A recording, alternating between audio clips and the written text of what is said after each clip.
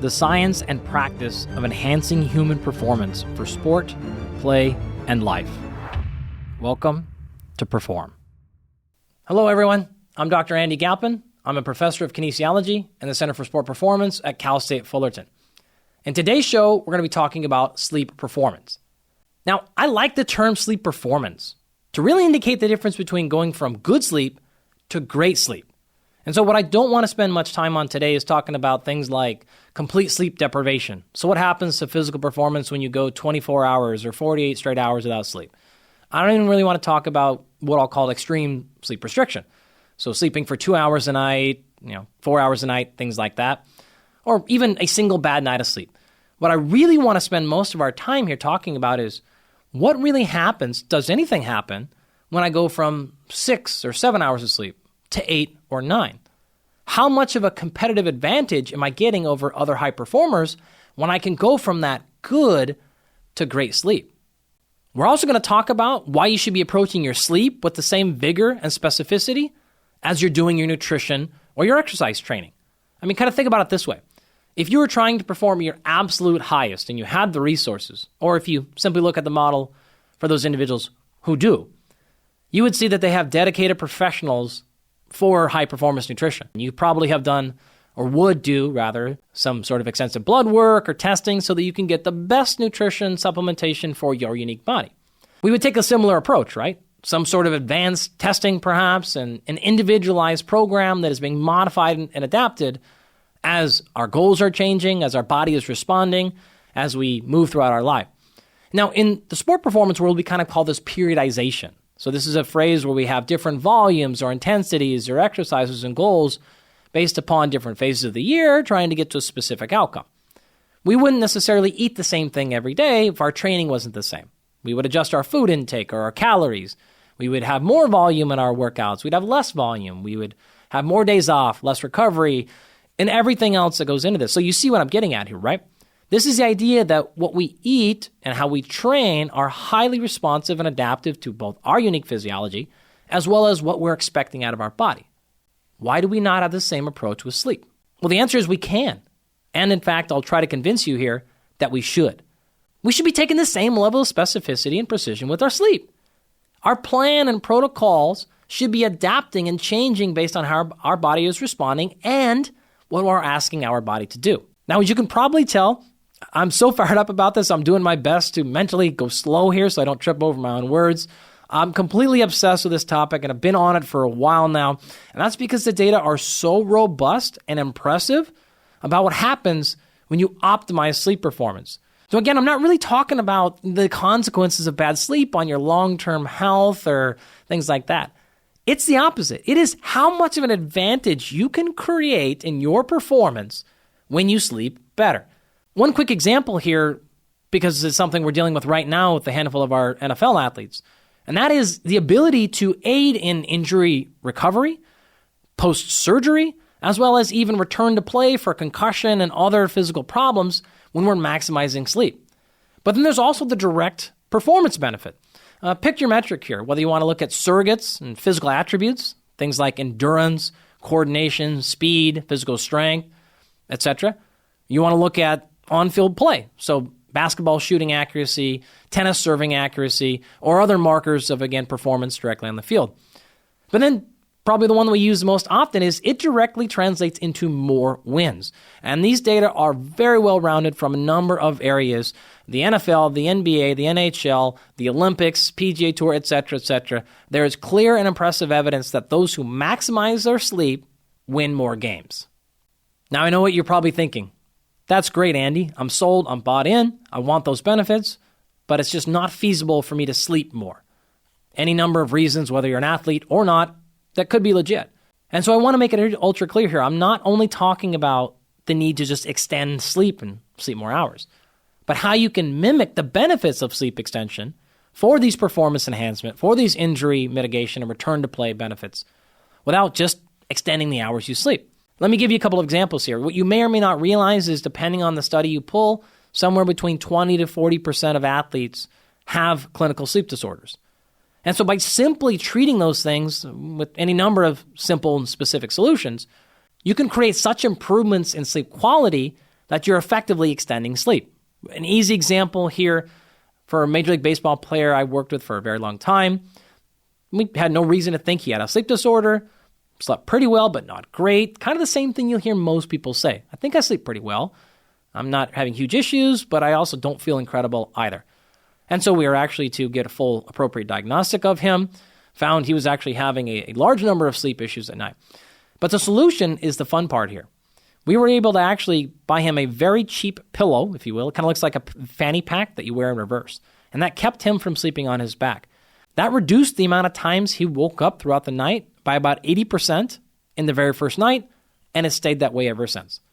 So again, just another example of the power of precision and treating your sleep the same way you would treat your training and nutrition allowed us to create an incredibly powerful sleep extension solution with very minimal effort, and it didn't require us to change his daily schedule, ask him to get to bed much earlier, or any other things that are, sometimes not realistic for your personal situation. So for those reasons and many, many more, I'm super pumped to be talking about sleep performance today. Now, in doing that, we're going to cover a lot of the research, both systematic reviews, meta-analyses, as well as direct studies on this. I've also talked to a number of professional experts in this field, and so I'm going to be bringing you a combination of what the research says, what these experts in the field say, what I've used in the athletes I've worked with, and my personal experience, and we're going to bring all that together in a cohesive system to help you do what we always do here, and that is address the 3 I's. So we'll start off by investigate. So how do you investigate? How do you measure and diagnose and manage your sleep? The second I being, of course, how do you interpret that? How do I know if that's good, great, okay, sufficient, good enough, or etc.? And then 3, how do I intervene? So what do I do about it? What are protocols and approaches and solutions we can take to solve any of these individual problems? As always, throughout that, I'll try to cover the landscape. So we'll talk about cheap solutions, free solutions. What can we do if I manage a team of people, if it's for me personally rather than people I'm coaching, all the way up to what are the best in the world doing, what are things that are maybe within your financial reach or not, but what is the gold standard in all of these things. While I'm going to be spending most of my time talking about the research directly on high-performing athletes, I do want to remind you that it's not necessarily our core interest here that you play sports, coach sports, participate, or ever want to be involved in sports. It's just that to me represents a great surrogate for people that are trying to maximize their total human performance, whether this is their physical performance, cognitive performance, mental performance, or otherwise. And so understanding this gold standard of high performance allows us to use some of the same skills and tools and tactics for folks that are also trying to ask the same out of their individual body, but perhaps not applying it to sport. So whether this is things like physicians, night nurses, military folks, judges, anyone else who's really trying to ask their body to perform at the highest level possible. Now, before we go too much further, I'd like to take a quick break and thank our sponsors because they make this show possible. Not only are they on this list because they offer great products and services, but because I actually personally love them and use them myself. Today's episode is brought to you by AG1. AG1 is a foundational nutrition greens supplement. What's that mean? It means that AG1 provides a comprehensive variety of vitamins, minerals, probiotics, prebiotics, and adaptogens in an easy-to-drink greens powder. Getting your nutrition right is hard for many people. I certainly know that I have clients who really struggle, for whatever reason, to get the proper nutrients from whole food sources.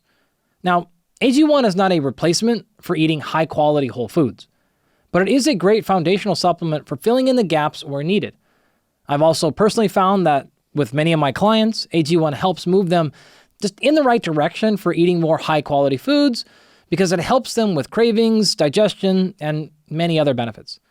I especially personally like taking AG1 when I'm on vacation or traveling because it helps me just sort of stay on track with my nutrition. I know that missing a few days of getting the proper vitamins and minerals and other micronutrients is not a big deal at all. That's not really how those things work. But for me, again, I just like knowing that I'm kind of staying somewhat on track when I'm definitely not making the best nutrition and food choices of my life. If you'd like to try AG1, you can go to drinkag1.com/perform to receive 5 free travel packs plus a year's supply of vitamin D3 plus K2. Again, that's drinkag1.com/perform to receive 5 free travel packs plus a year's supply of vitamin D3 plus K2. Today's episode is also brought to you by LMNT. LMNT is an electrolyte drink mix that has an ideal ratio of sodium, potassium, and magnesium, but has no sugar. Electrolytes are critical to proper hydration, which I've been harping on for years, but you can't do that by only drinking water. In fact, many of you will probably remember that I featured LMNT in my YouTube series on optimizing hydration all the way back in 2020, which is obviously long before this podcast even existed. So I've been a fan of LMNT for a long time. In fact, astute listeners will also realize these hydration videos were the genesis of the Galpin hydration equation, named not by me, but by the legendary neuroscientist Dr. Andrew Huberman. I featured LMNT in these videos because their blend of 1,000 milligrams of sodium, 200 milligrams of potassium, and 60 milligrams magnesium really is different than any other electrolyte on the market and has great scientific support. However, I want to be ultra clear. 1,000 milligrams of sodium is a lot, and not everyone needs that much. In fact, that may be way too much if you don't exercise or sweat much, already eat a lot of salt in your diet, say from a lot of processed foods, or otherwise have sodium-related medical concerns. I personally use the citrus and watermelon flavors a ton to prehydrate before heading out on a full day of training or a long hike or a hunt, since I know I'll be losing a bunch of fluids and won't have many opportunities to take things with me. LMNT has also just released a new line of canned sparkling LMNT, which I am all about. If you'd like to try LMNT, you can go to drinklmnt.com/perform to claim a free LMNT sample pack with the purchase of any LMNT drink mix. Again, that's drinklmnt.com/perform to claim a free sample pack. Now, before we get started, I need to clarify a few things. As always is the case in science, we need to make sure that we're understanding the same words, we're operationally defining terms, so there's no confusion. And so the first one I want to talk about really here is the difference between sleep deprivation and extreme sleep restriction. I've mentioned that a second ago, but just really wanted to double down and clarify that. I'm not really going to be talking about research, the benefits, what happens to performance when you go through things like complete sleep deprivation. There's actually a lot of research on that, a lot from the military, when you take people and you have them go 24 or 48 hours without sleep, and then you return. There's tons of evidence on what happens to performance in a lot of areas, but again, I'm really not going to pay attention to any of that stuff because that's not what I'm getting at. And I'm also not talking about short-term studies that use extreme sleep restrictions. So this is maybe 2, 3, or 4 hours of sleep per night for the course of 3 to 14 days. Those are important things to do, and they have a lot of applications for a lot of individuals. But really, I'm keeping most of what we're going to talk about exclusive to the evidence behind, again, what happens to this suboptimal sleep. This is defined typically as folks that are trying to sleep normally, but maybe only sleeping between 6 to maybe 7.5 hours versus those that are getting 7, 7.5, up to 8 or 9, okay? So it would take us a long time to get through that other research, and it is, but sometimes it appreciates or can conflate the benefits or consequences of bad sleep in those special situations. So just wanted to make sure you're clear when we're hearing the numbers and the evidence behind what I'm going to talk about later, it's not coming from studies using those types of examples. And so what we're really talking about here is chronic suboptimal sleep. And there's 3 areas. First one being duration. So what we're talking about is how much time you sleep.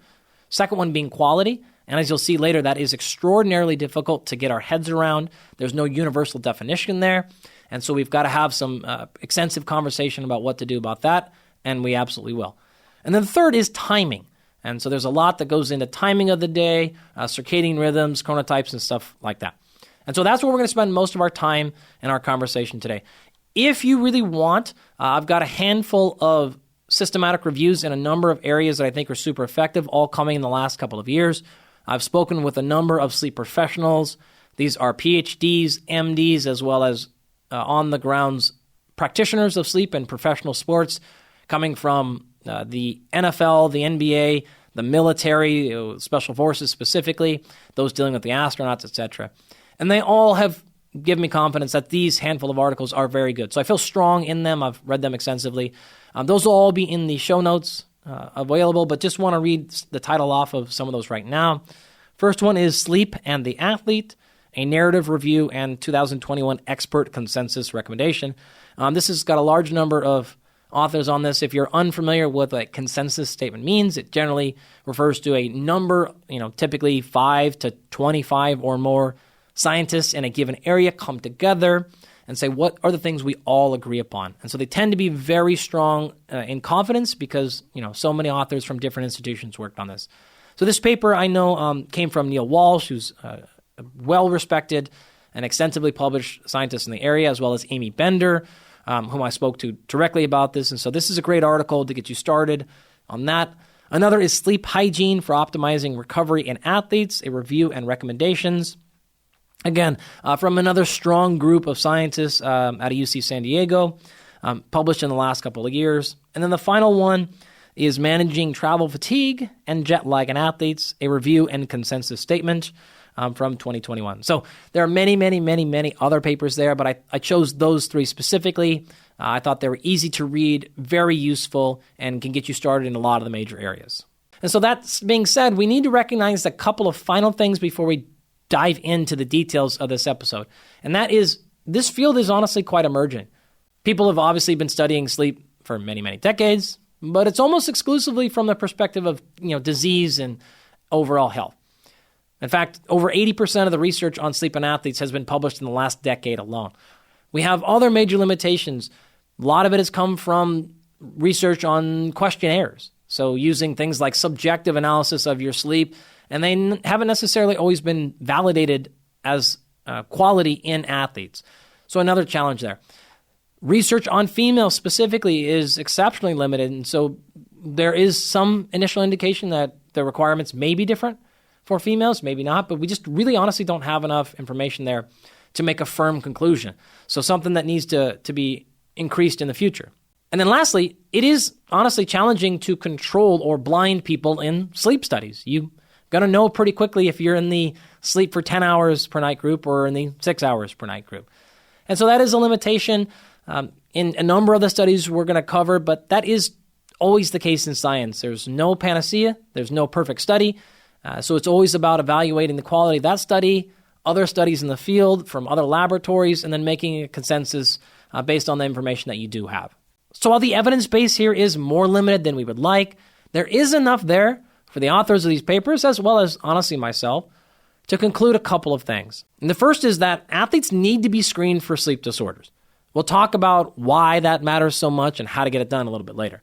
The second is we have a huge opportunity to create a competitive advantage by developing more precise and effective sleep plans for our athletes. Now, this needs to be done based on people's unique physiology. But even more broadly than that, it can just be done from sport to sport. And think about it this way.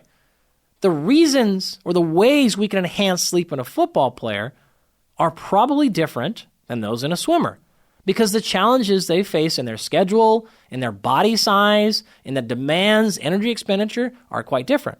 So giving them all the same solutions, well, hey, it's better than nothing, but that lacks the precision we're looking for. So in both those cases, we could create more effective sleep extension by being more precise with what we're asking them to do, and probably then have less roadblocks, less problems with adherence, and less overall complaints from the athletes. With that, you get more adherence, you get more success, and we get more performance benefits. Now, I would love to tell you I'm the first and only one who's onto this secret area, but that's not the honest truth. The research is growing. The emphasis of this in individual sports and organizations is also growing. In fact, I get asked all the time in interviews, what do I think kind of the next big area of human performance is? And sleep is often my number one or two answer.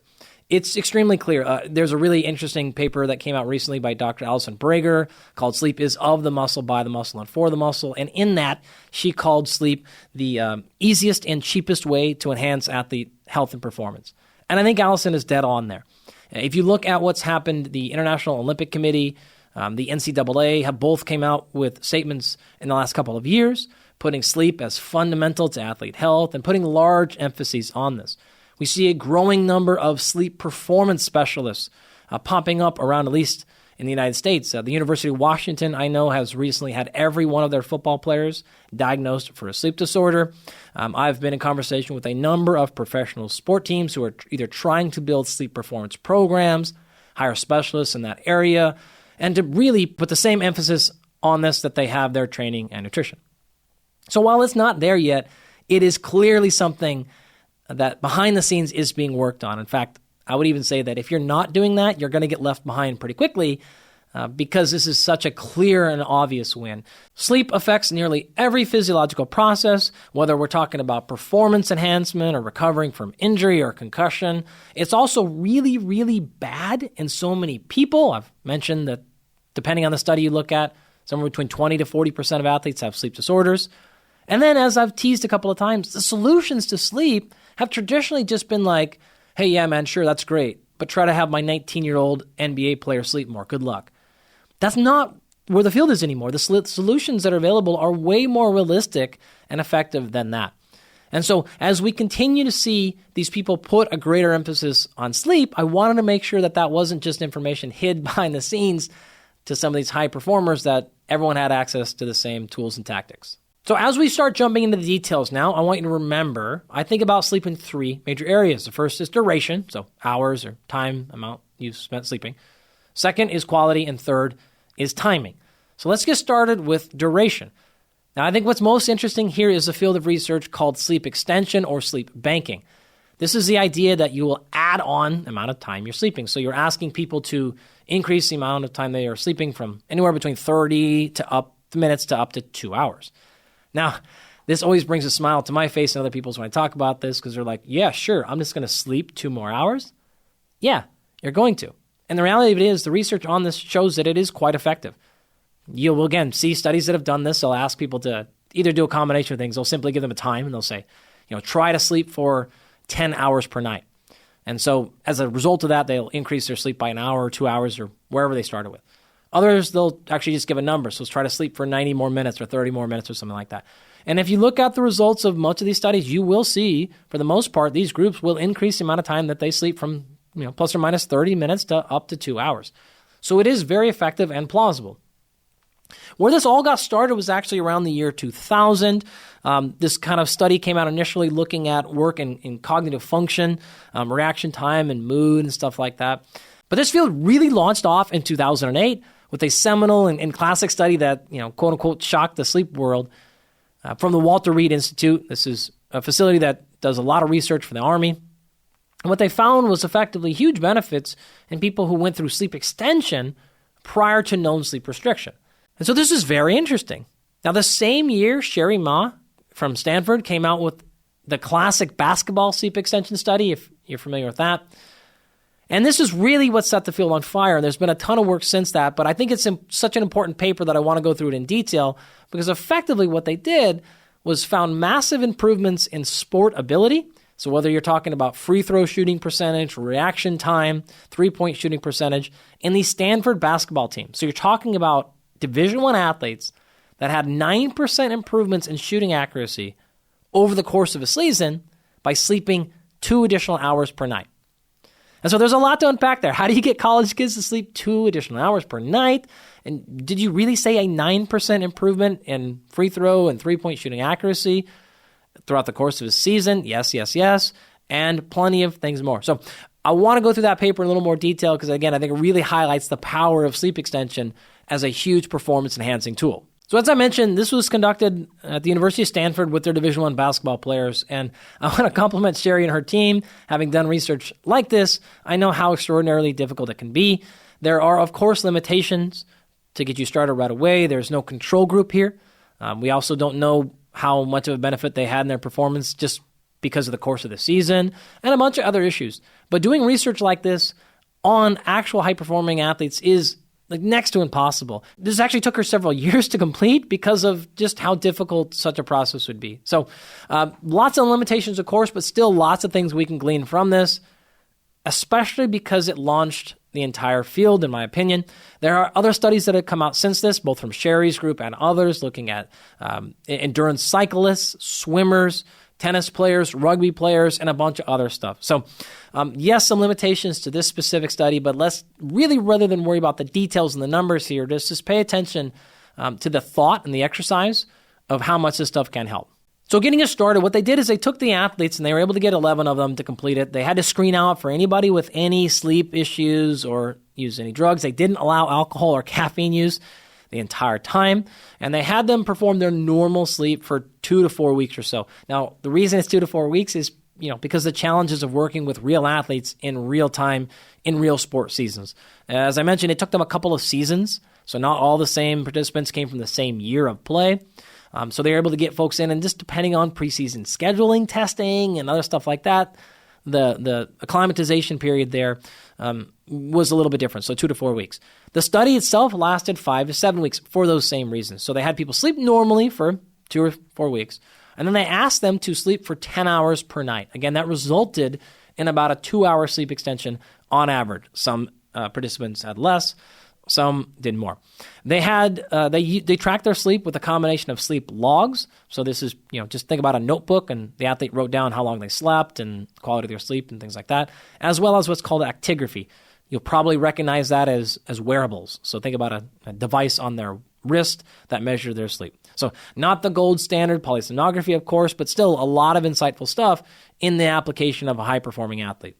What was really cool about this is and kudos to the coaches too, they worked directly with the sport coaches. So they had a bunch of physical performance testing. So they did one test that's called a 282-foot test. So I think they ran from baseline to half court, to back to baseline, to the end of the full court, back to baseline, and they were timed on that.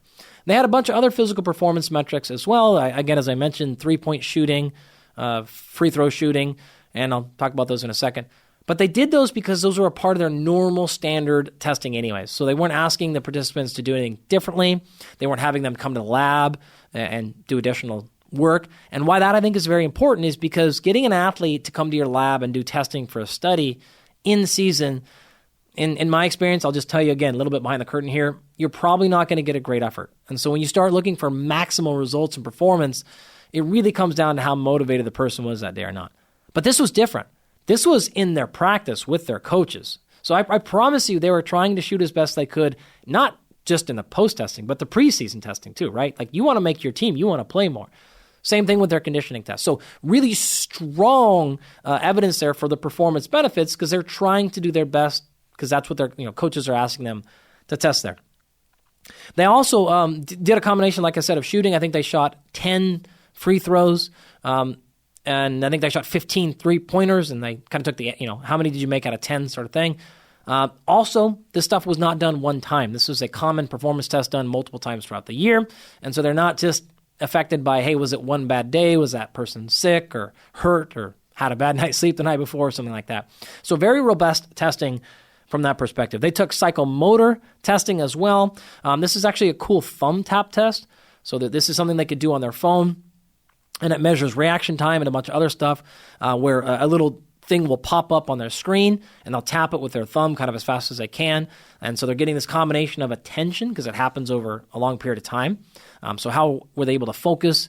Or did they lose track of what they're doing and stop paying attention, as well as the reaction time? So pretty extensive and elaborate study design that maximizes what we call ecological validity as well as external validity. So how would this apply in the real world? In this case, being able to pay more attention and shooting better in practice are pretty strong standards and metrics that people would care about. So what actually happened here? I'm going to walk you through the results in both absolute and relative terms. If you've been involved or read much human performance research, you'll know both of those metrics are actually important when you're considering the context of whether or not this was something to pay attention to or not. Easy example here is sometimes a 1% improvement in performance may not be enough to reach statistical significance, but it might be practically relevant. If this resulted in you, say, jumping 2 inches higher, but it wasn't enough, again, to reach stat sig here, but most practitioners would care about 2 inches. So let me walk you through both so you have the most appropriate and accurate information, and then you can judge yourself whether or not you feel like this is worthy of note or not. So as I mentioned, they did the 282-foot sprint test. That's that, half court and back, et cetera test. At baseline, it took them about 16.2 seconds to complete. And at the end of sleep extension, it was down to 15.5. So they reduced that time by 0.7 seconds. Again, I'll leave that up to you to decide, but to me, that's a pretty impressive improvement throughout the course of a season. Free throw shooting percentage, again, this was out of 10. And remember, this is not just one test pre, one test post. This was done routinely throughout the season. And then you're getting an aggregate score here. So on average, they made 7.9 shots out of 10. So you call it an 80% free throw percentage, which would be expected for athletes at this high quality in a practice situation. And they were up to 8.8 or almost 90%. This is a lot. You're effectively making one more free throw out of 10. This is huge. And definitely the difference between winning and losing, making a team, playing, etc. 3-point percentage was a similar story. So again, these were out of 15 shots. So preseason, they were making about 10 out of 15, 60%-ish. And all the way up to 11.6. So, added 1 to 1.5 extra makes per 15 attempts. Again, a really important, both statistically significant improvement as well as practically important improvement. Other metrics that were included that were cool, subjective rating at practice improved, scale of 1 to 10 here, kind of 7 out of 10 before, all the way up to almost 9 out of 10 at the end. Same thing with their subjective rating at games, 7.8 out of 10, all the way up to 8.8 out of 10. So lots of improvements in actual performance and perception of performance, and then they're not going to run you through all of the other metrics in the study, but you're going to see a similar theme with weekly reaction time, daily morning reaction time of this PVT test I talked about, daily evening stuff, et cetera, et cetera, et cetera. So not everything came up as statistically significant, but most of it did, and all of it was a pretty similar magnitude. So it really just kind of looks like this, call it 3 to 10% improvement in most variables measured. So I don't know about you, but if you walked into any performance staff or coach's office or walked into an athlete's locker and said, I'm going to get you a 10% improvement in all these metrics throughout the year, I think you're going to catch their attention. So this stuff has certainly caught mine. Now, if this seems a little bit too good to be true, I'll be honest, I had the same feelings, right? When you look at some of those numbers, it's like, wow, that's a lot. And then you look at the study and you're like, hey, there's no control group and et cetera, et cetera. And so I said, man, how do I think about this? I started calling friends, colleagues of mine. I called Jeffrey Dermer, who's worked with the Atlanta Falcons and USA Weightlifting and tons of other professional sports. I called Amy Bender, PhD in sleep science, and worked with tons of professional athletes. And they basically all said the same thing. Okay, great. Let's say the results are slightly exaggerated. Let's say they're exaggerated by 25%. Let's say they're exaggerated by 50%. Wouldn't you still take a 5% improvement? I would. In those metrics, in that level of athlete, where the margin for improvement is so small anyways, call it 75% exaggerated. That's still a pretty big impact. And so when you compare that also with the research in the same area, you're talking about studies that have been done, of course, that one in basketball players, but similar work from Sherry's lab in swimmers, similar thing, as I mentioned, in rugby players, and you're all going to find this kind of global, 2 to 4 to up to 10% improvement in performance, depending on how you want to look at it. These sleep extension studies range from 3 nights of sleep extension all the way up to 7 weeks. And it seems to me, as the evidence continues to grow, you're just seeing the same thing played out more and more. So while, again, the specifics of can I guarantee you sleeping 2 more hours improves your tennis serving accuracy by 10%? No, I can't. But am I confident it's going to improve your performance? Absolutely. Just to give a little more context about the sleep extension research in athletes, there's a couple of other studies worth noting. One of them looked at an additional 1.7 hours of sleep per night over the course of a week. And this was done in tennis players, and they found that it improved tennis serving accuracy by about 6% or so. Another one looked at a little bit less, so 45 minutes of extra sleep per night, but for a longer duration. This was now 3 weeks. And they found an improvement in reaction time by 4%, as well as a reduction in cortisol by 19%. This was in rugby players. So a little bit different demand, a little bit different test, but still a similar story. And the final one of note was more similar to the basketball study, in which they asked them to sleep for an hour and a half extra per night, but just for 3 total days.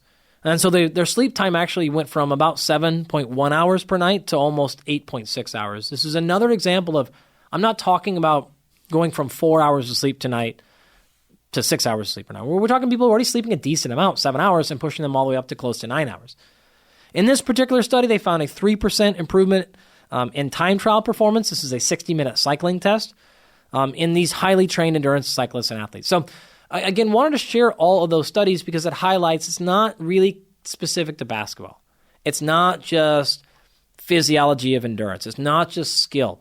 It is really robust in terms of how much it improves, what areas of performance improve, how long you need to do it for, how much you need to sleep for. And so I don't want you to get too caught up in either the numbers in terms of the percentages of the improvements or even really the protocol. How many more minutes for how long? I think the take-home point is if you can get people to start sleeping longer for a couple of days or even for a couple of weeks, and if longer means 45 minutes or 2 hours, it doesn't really matter. If you can get that stuff, you're going to see performance improvements regardless. I'd like to take a quick break and thank our sponsors. Today's episode is brought to you by Absolute Rest. Sleep is the bedrock of human performance, which is why I always focus on it with my elite athletes. But despite trying every wearable and even sending people to full-blown clinical testing in sleep labs, we rarely got very far. That's why 2 years ago, I co-founded Absolute Rest, which redefines what it means to be a high-performance sleeper. After tremendous success, we are now ready for our next challenge, a first-of-its-kind sleep optimization program that combines advanced sleep technology with personalized coaching, all at a fraction of the cost of a traditional sleep study. The Sleep Lens program allows you to run a full, FDA-approved, clinical-grade sleep study from your fingertip every single night. Our team of sleep scientists then use your data to create personalized solutions that drive real changes in your sleep. No more overnight stays in creepy sleep labs, no more wearables with questionable accuracy, and no more wondering if the changes you're making in your nightly routine, habits, or supplements are actually working or not. If you'd like to try Absolute Rest, go to absoluterest.com/perform to secure your spot in the Sleep Lens program and save $100. That's absoluterest.com/perform. Today's episode is also brought to you by Momentous. Momentous makes supplements of the absolute highest quality because, in my opinion, no one is even close to their quality and safety standards, and they've got the data to prove it. For example, we've long known about the numerous health and performance benefits of fish oil. I've personally been taking it for probably 15 years or more. Numerous studies have consistently demonstrated positive impacts of EPA and DHA, the two primary fish oils, on everything from cardiovascular and brain health to exercise performance and joint pain. Now, you can get fish oil anywhere, but personally, I only use Momentous because it's never once given me a fishy aftertaste, and more importantly, every single batch is NSF tested to ensure the lead and mercury levels are undetectable for purity and safety. Their fish oil is pure, potent, and sustainably sourced.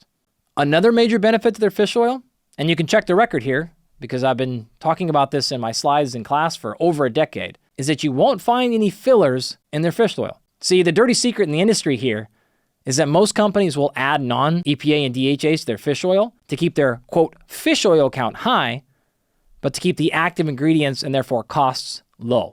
And it makes you actually feel like when you're purchasing it, you're getting more fish oil at a cheaper price, but you actually have to double or triple your dose to get the same amount of active ingredient, which means you end up spending more money in the long run, or you don't, and you get worse results. If you want to give their fish oil a shot, or any other Momentous product, go to livemomentous.com/perform to get 20% off your order. Again, that's livemomentous.com/perform to get 20% off. Now, one more thing I wanted to pass along to you that I thought was actually pretty interesting regarding sleep extension. And you're not going to find this in the peer-reviewed research. This is an anecdote, to be totally candid with you. But it's still really important. I talked actually at length with Dr. Jeffrey Dermer, who's an MD, PhD in sleep, and it's been around for decades, one of the most profound and prolific sleep scientists really of our time. And he did a lot of work in the NFL, and he told me that, I'll have to say this as carefully as I can here, but he basically said, when working with one particular NFL team, that he noticed there wasn't really a huge improvement in performance or cognitive function or reaction time that they could really tell, but the sleep extension was incredibly powerful at helping people return from injuries.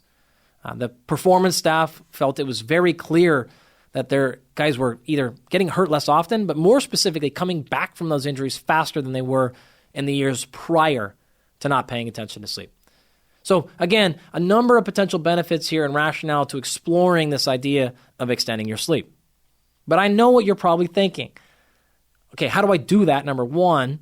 And then what if it's just not possible? You have got various sleep restrictions. Now, in this particular case, I'm talking about athletes as well as everybody else. So sometimes people don't realize athletes want to sleep more, but they don't have the option to. They've got schedules, they've got practices, they've got flights and travel. And they've got the same restrictions that the rest of us have. So again, as I've mentioned, I really feel like the benefits of sleep extension are quite profound. The biggest issue, though, was really of practicality. And what I mean by that is you're probably thinking, dude, I'm sold. I'm in. I want to sleep more. It's just not possible. Whether you're an athlete or non-athlete, all of us have restrictions on our time.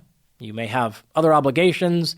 You may not, and you just can't sleep any longer throughout the night or have any number of reasons. So what do we do if we believe in sleep extension? We want to get these performance enhancement benefits out of it, but we just are not able to sleep for more time for whatever reason. Well, you've got a number of different options here. And the very first is being more specific and intentional about when you're trying to extend your sleep. The reality of it is almost nobody has the ability to sleep for 9 or 10 hours a night, every day, every night, the entire year. That's an unrealistic expectation. You're setting yourself up to fail. Just like you wouldn't do that with your nutrition. You wouldn't do that with your training. You wouldn't just run as many miles as you can in a week. You wouldn't lift as many reps as you can. You would have a periodized approach. So go through periods where you're going for more volume because you're going for less volume in other periods. You're going to have more calories during this phase and less calories during other phases. I would say the same thing with sleep extension. And so think about your schedule, whether you've got an important travel coming up, you've got a really tight business schedule, you've got work obligations. We have a training camp, so we're starting preseason training. We're in fight camp for MMA fighters. We just have some other area of time that is most important to us or is a time of known sleep loss, right? In that, we probably want to go behind, in front of that and get our what's called sleep banking in. And so we're going to look and say, all right, great. I'm going to remove things in my life if I can, or add things in my life like napping or other things that allow me to get towards that sleep extension in the, say, 3 to 30 days prior to those big known losses of sleep. A really good example of this that I wish I had known about, but honestly didn't. A number of years ago, I was fortunate to travel with a UFC fighter named Brian Ortega that I've worked with for many years. And we actually were able to go to Abu Dhabi and fight at a place called Fight Island. So this is really interesting. This was during the COVID pandemic, and the world was basically shut down, and the only fighting and really the only sport happening was the UFC in this specific fight bubble out in Abu Dhabi. Now, the challenge with that is I live and Brian lives in Southern California. And we had to go all the way out to Abu Dhabi. So we had time change to deal with, we had travel to deal with, and at the same time, we've got a very extensive weight cut. So Brian has to lose a decent amount of weight, like every fighter does. Brian's pretty normal in that area, but he's got a decent amount of weight to lose in the 4 to 5 days prior to that performance. In addition to that, we have to fight, then a 5-round fight. We have just a number of media obligations. Brian is the headline event. So there's just a lot of challenges that go into this.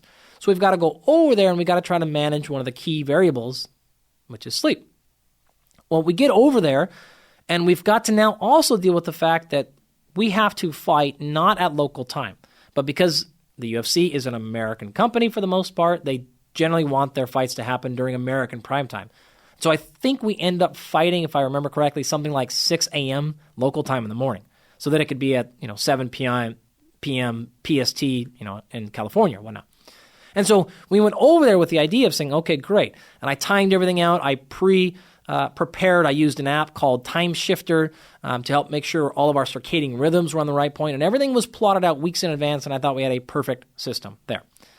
Unfortunately, what I didn't realize is when we got there, all of Brian's media obligations were still at Abu Dhabi local time. So this was right in the middle of our sleep window. So we tried to stay on California time, but he's being woken up all day to do press conferences and weigh-ins and media and things like that. And so it ended up being an entire sleep disaster. He got almost no sleep. I probably had 1 night of straight sleep the entire almost 2 weeks we were there.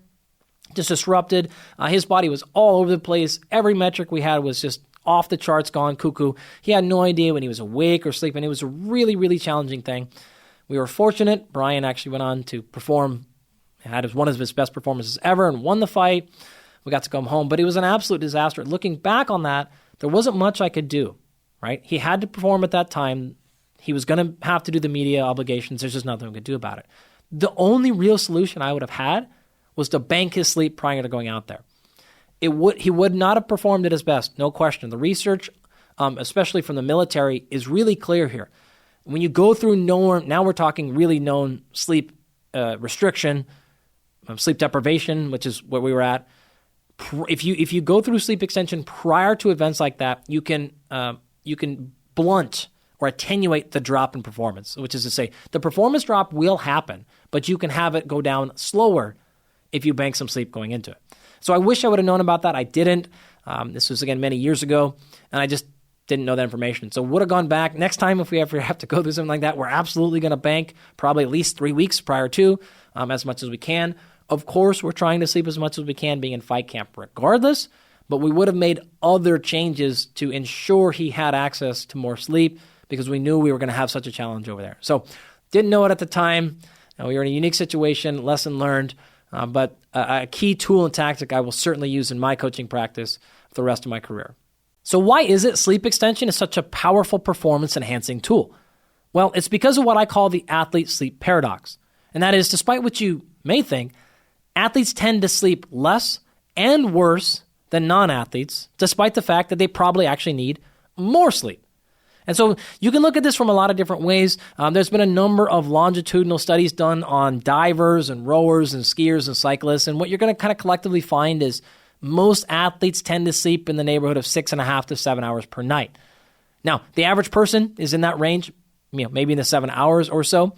And so you can see the athletes are a little bit lower, but they actually need even more. You can, Sherry Ma actually from Stanford, the sleep extension study, also published another paper, and in that she looked at 620 athletes at Stanford across 29 different sports and found that almost 40% of those athletes reported sleeping less than 7 hours per night during the weekdays, and over 50% reported extremely high daytime sleepiness. And so again, you can chop this up and look at all the different papers, but you're going to find a similar note. Athletes tend to sleep worse, and there's a lot of reasons for this. Some of it's very practical. They have early morning practices. They have extensive late night games or competitions. Some of it is because of physical nature. Athletes tend to be bigger than other people, and so their necks are larger, and this alone can be a predictor or cause of sleep disorders. They tend to have worry and anxiety the night before sport competitions and things like that. Depending on what sport they're in, they may have caloric restriction or other excessive training, just a lot of other things that go into it. And so some of it is behavioral, some of it is lifestyle, some of it is physiology, and some of it is just the nature of what they go into in terms of competing. And so they're in this really hard spot. They need more sleep, arguably, than other folks, and yet they're sleeping actually less.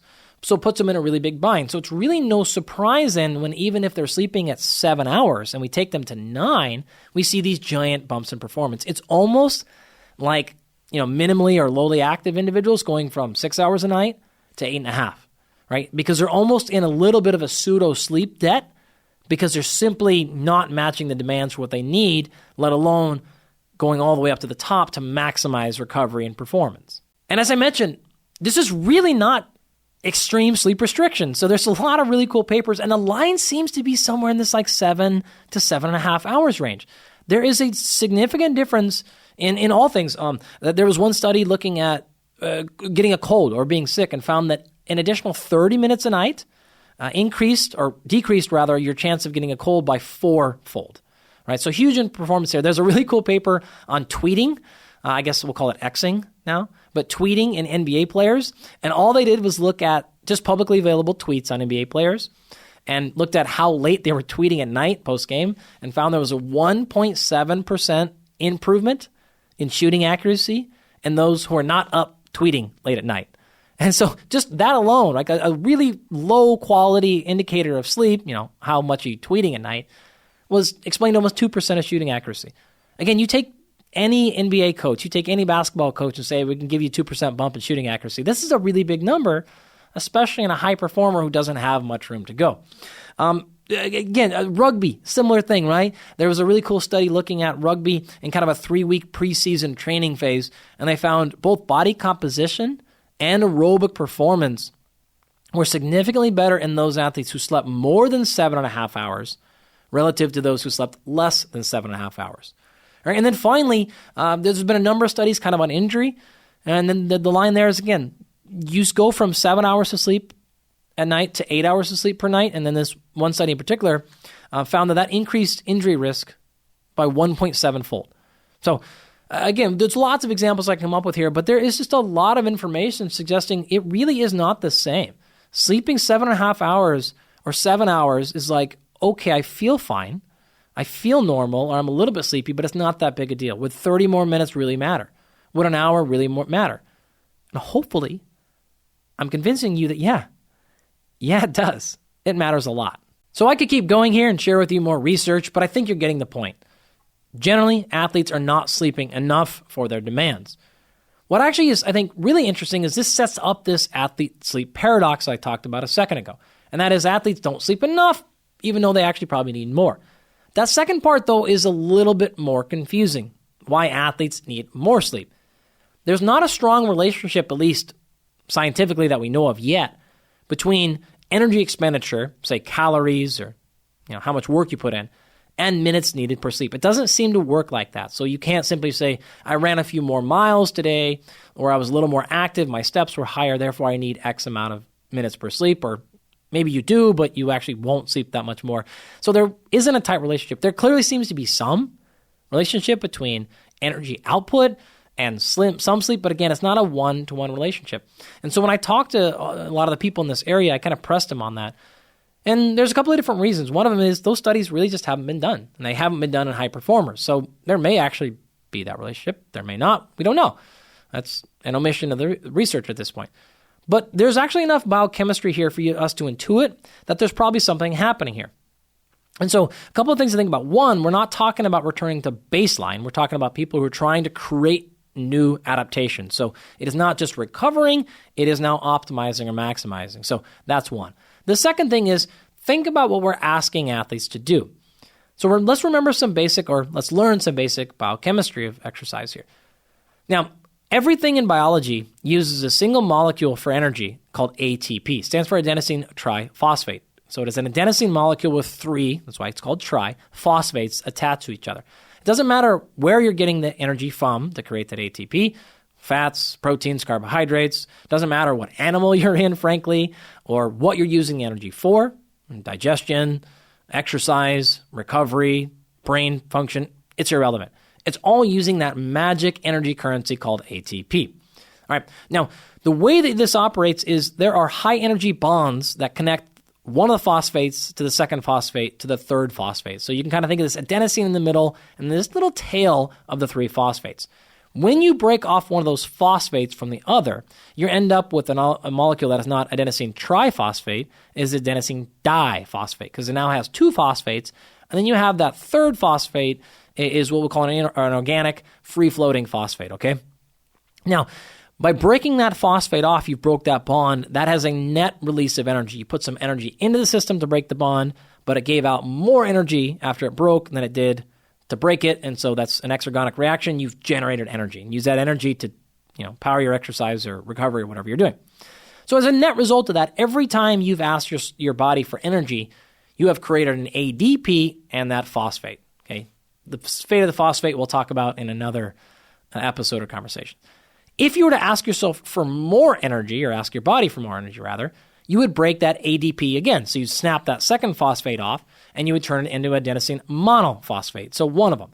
You do it one more time, now that third phosphate's gone, and you just simply have adenosine. Well, why does that matter? Adenosine is a little molecule that binds to little ligand receptors all throughout your body, particularly in your brain, and this controls fatigue, or rather sleepiness. And so what happens, and in fact, this is exactly how caffeine works, right? So caffeine competitively binds to those adenosine receptors. And so that it blocks the perception of fatigue. So when more adenosine accumulates throughout the body on those receptors, more sleepiness, more fatigue.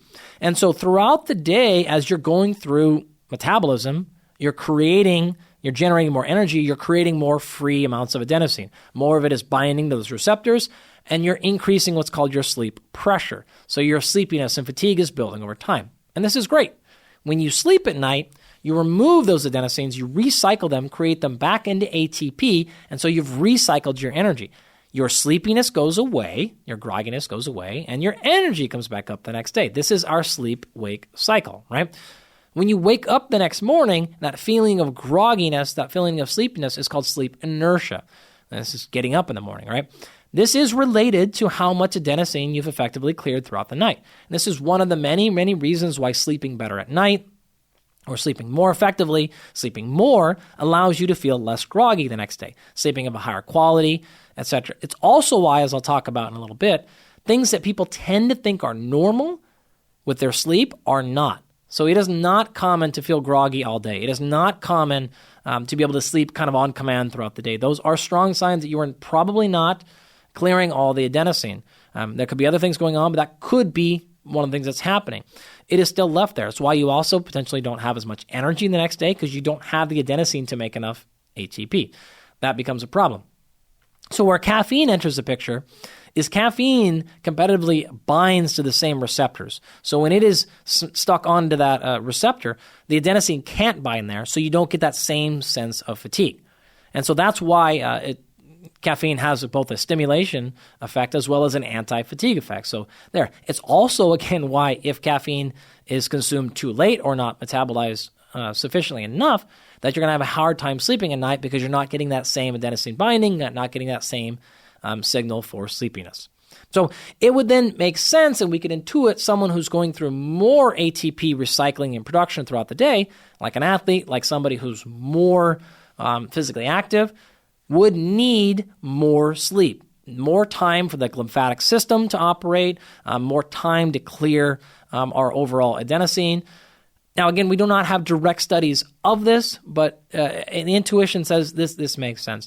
There have been some studies looking at things like endurance athletes versus other, say, strength and power athletes, and it initially suggests that the amount of time during the sleep stages were particularly effective at clearing this stuff is enhanced, and so that's, again, another indirect information. And so I think at this point, there's enough for us to say, all right, we can turn to mechanism. When we don't have direct human trial evidence, then this is an appropriate time to look at mechanism. Since we don't have those trials for energy expenditure and high athletes and sleep duration, we can look at the mechanism, and the mechanism makes sense. It makes teleological sense. It makes intuition sense. We have some other similar studies like with the endurance athletes, and so you kind of combine that story on top of the evidence that we know that athletes still don't sleep enough as normal people, or even less than, and it makes sense for us to say, okay, you need to sleep more, and you're probably not sleeping enough as it is, and you probably have an argument for needing more sleep than everyone else anyways. I'd like to take a quick break and thank our sponsors. Today's episode is brought to you by 8 Sleep. 8 Sleep makes smart mattress covers with cooling, heating, sleep tracking, and more. I've had one for years, and it is glorious. I even put one on the bed in my guest bedroom because, as you'll hear me talk about endlessly here on the Perform podcast, there really is nothing you can do that makes a larger impact on your health and performance than getting tremendous sleep. The 8 Sleep is a game changer because I run hot, or as my wife calls it, I'm a furnace. And that's particularly driven by the fact that I often have to do my exercise training in the evenings, which is honestly not always great for sleep. But this is also the case of many of the athletes that I work with who don't have a choice when they compete. And so being able to cool down immediately in bed does wonders for both sleep latency and sleep quality. 8 Sleep recently launched their newest generation of the pod cover, the Pod 4 Ultra. The Pod 4 Ultra has 2 times more cooling power, yet is virtually silent, and even has snoring detection that will automatically lift your head in a few degrees to improve the airflow and stop you from snoring. Go to 8sleep.com/perform to save $350 off their Pod 4 Ultra. 8 Sleep currently ships to the USA, Canada, UK, and select countries in the EU and Australia. Again, that's 8sleep.com/perform. Let's move on now and talk about sleep quality. Now, as I mentioned, this is very challenging because there is no specific set definition for what quality means. In fact, scientists argue about this stuff constantly. So as we go through this research, keep that in mind. I also want you to keep in mind that not all studies have used the same methodology. Some have used what's the gold standard, so polysomnography, actual tests where they hook up electrodes to athletes and clinically diagnose them. And others have used things like questionnaires that have been scientifically validated, but they probably result in a higher percentage of diagnosed disorders than the direct test. But nonetheless, I'm just going to give you some ballpark numbers here based on the collective amount of research. All right, so if you look across the studies that have been done on Division I football players, the NFL, the NHL, Olympic athletes, rugby, and things like that, you're going to see the number at 20 to 40% or so, meaning that percentage of athletes have clinically diagnosed sleep disorders. But what's crazy is over 80% of those will go undiagnosed. And that's the same in the general population. So the overwhelming majority of sleep disorders are never actually known or identified. And then, of course, because of that, they're not solved, which is a huge problem. In terms of which disorders are most prevalent, you've really got the big three. That is obstructive sleep apnea, you have insomnia, and then the third one is restless leg syndrome. How much of these exist in each? Well, OSA or sleep apnea is pretty common, most common, 10 to 20%. Probably has a lot to do with physical size of athletes, but can be around quite often. Insomnia is the second most common, and that's somewhere between 4 and 12% of athletes will exhibit signs at some point in their life of insomnia. This is particularly problematic in sports like wrestling and swimming, who utilize a combination of late night or afternoon or evening training sessions, as well as very early workouts, so 4, 5, 6 a.m. workouts. This can either exacerbate insomnia symptoms for those that have it, or in some cases, unfortunately, create it. We'll talk about solution steps for that a little bit later. Restless leg syndrome is also somewhat common, somewhere between 4 and 13%. So another one to keep out for. This is why in many of the consensus statements, you will see people advocating for athletes to get tested at least once a year for sleep disorders, because this is a really high number. Let's even say that some of this is a little bit exaggerated and it's not 40%, but it is 25%. That still means one in every 4 or 5 people in your room, on your team, in your locker room has a clinical sleep disorder. And almost surely, again, 80% likely, they're never going to know about it. So we're leaving a lot of health and performance on the table by not addressing our sleep quality and addressing most specifically sleep disorders. Again, no specific definition exists for sleep quality, but there's a lot of metrics that people will use to infer that. Some of the things that jump out are efficiency. So this is like what percentage of time you spend sleeping at night versus awake. Another one called WASO, wake after sleep onset, is a very common one. There's latency, how long it takes you to fall asleep, and then fragmentation. And you look at the research on all of those, and these globally tend to be worse in athletes. So you may or may not qualify for a clinical sleep diagnosis, but that's not really what we're concerned with, right? So the analogy here would be an x-ray. So your knee hurts, you go in to the doctor, they take an x-ray, and they say, well, it's not broken, therefore it must be optimal. That's not how it works. I'm still in pain. I'm suboptimal, right? So there's a difference between getting a clinical diagnosis or meeting a threshold for a sleep disorder and still having very poor or low quality sleep. So one actual study I'm thinking of is a colleague of mine, Corey Peacock, did this. And this was cool because this was in UFC fighters. He tracked them for an entire, I think it was somewhere between like a 6 to 8 week camp for an actual UFC fight. And they found that sleep latency was one of the telltale signs of problems. And so this continued to get worse throughout the camps, and it was actually directly related to a number of performance metrics. So their sleep latency was negatively correlated to VO2 max, heart rate recovery, vertical jump height, and then what's probably most important, which is the amount of workouts or training sessions that they missed. And these correlations were strong. All of these were about 0.8 or higher. 1 is the highest you possibly get. And so that alone is a phenomenal thing to take a look at and pay attention to as a way to identify, am I sleeping at the highest quality, maybe or maybe not, clinical disorder level. So in addition to sleep duration and quality, another lever we can press to enhance performance is sleep timing. Now this is actually really cool. A lot of people think about this simply as the context of jet lag, but it is more than that. There is circadian rhythms that you perform the best in, and it tends to be your local time, tends to be your afternoon. And so if you're traveling and you're changing time zones, this matters. But if you're also manipulating when you're performing, even within your time zone, it can mimic the same effect. So what I'm getting at here is if you can optimize timing, you can get the benefits of sleep extension and improving sleep quality without changing either of them. And what I mean by this is the research is so cool here because it comes directly from games won. There's a lot of research across a bunch of different sports, the NBA, the NFL, Major League Baseball, the NHL. There's a bunch of studies going back through 10 years, 30 years, up to 40 years of historical games. And they look at these things and they say, okay, can we predict who's going to win more games based simply on a combination of are they playing in their right circadian time or not. So the example here would be, let's imagine you have a West Coast team, and they're normally used to competing at 4 p.m.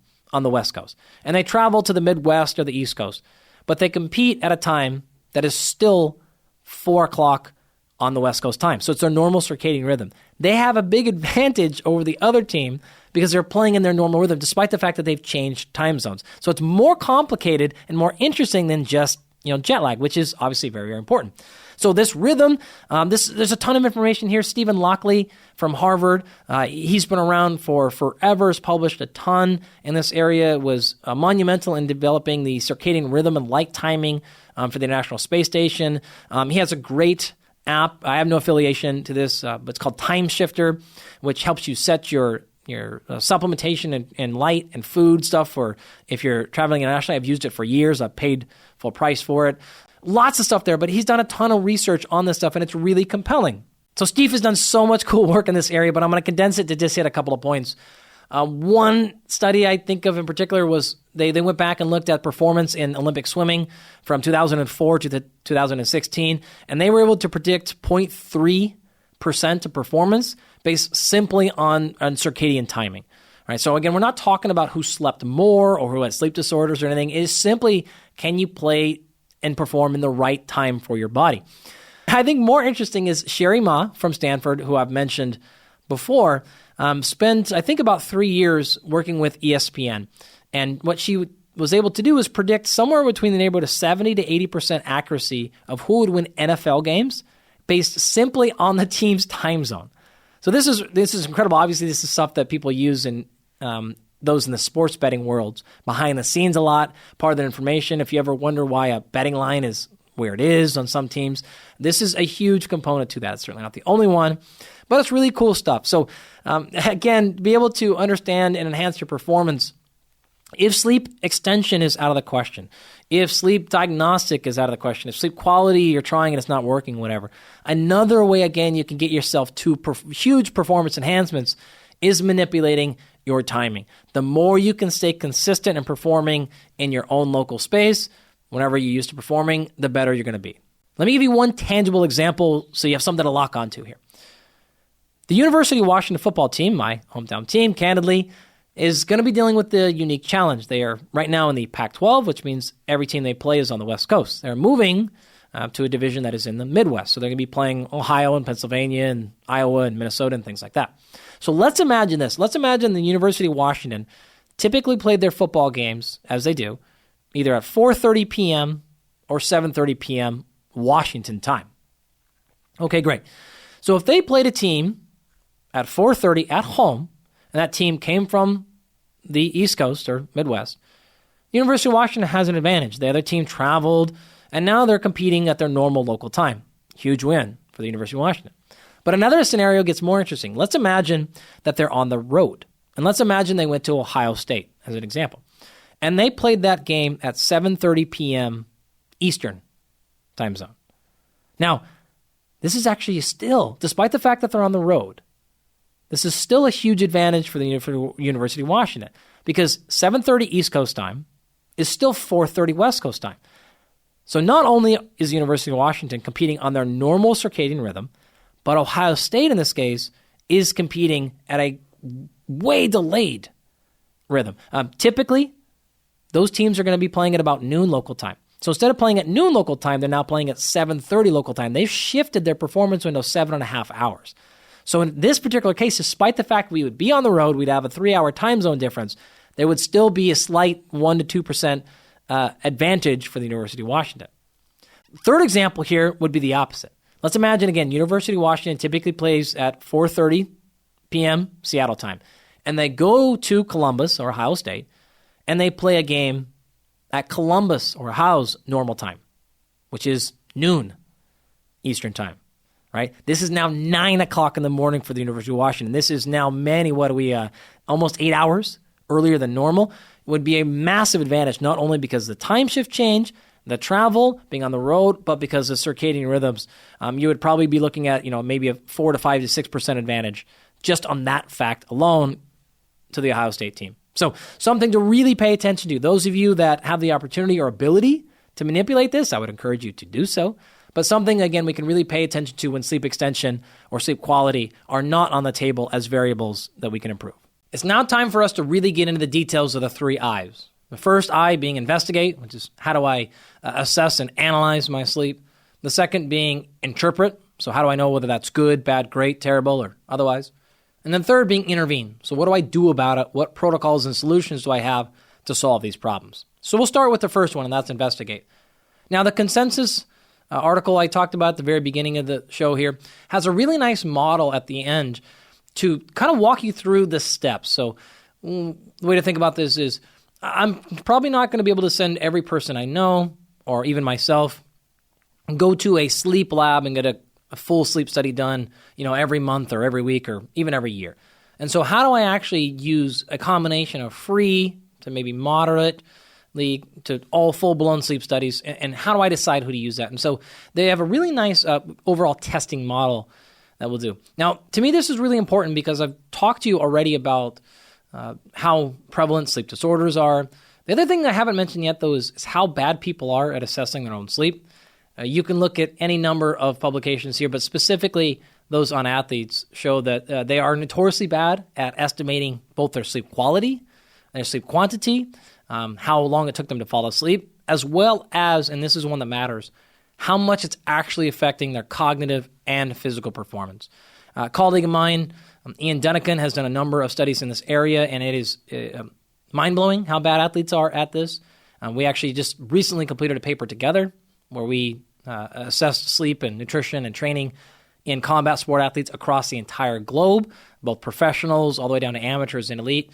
And we saw the same story. They are really bad at understanding the basics of sleep knowledge, as well as really estimating their sleep quality and the effect it has. So all that to say, really worth your time to do something here.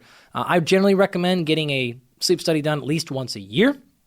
But this is really the model that that consensus paper laid out. So kind of level 1 is basic sleep education. And I'll talk about more details of that later, why you want to do it, how effective basic sleep education actually is, despite what you may think.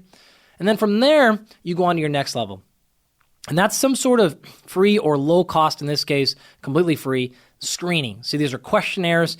The one I like the most is called the Athlete Sleep Screening Questionnaire, is ASSQ. This is a validated study in athletes. Again, I'm emphasizing that point because there are lots of validated sleep questionnaires, but this one is specifically in athletes or high performers.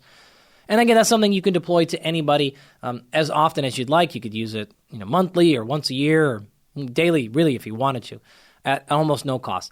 From there, that's going to help you kind of triage where you put your emphases a little bit.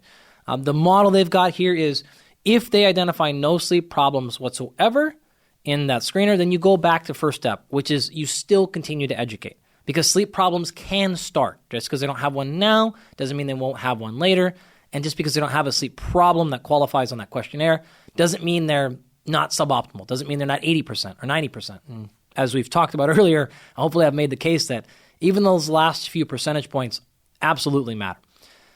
So that's one order. No sleep issues whatsoever according to the questionnaire. Now, according to the questionnaire, if they have mild sleep problems, then in that case, you can go on to more advanced questionnaires. The one here you're going to go after is called the ASBQ, so Athlete Sleep Behavior Questionnaire.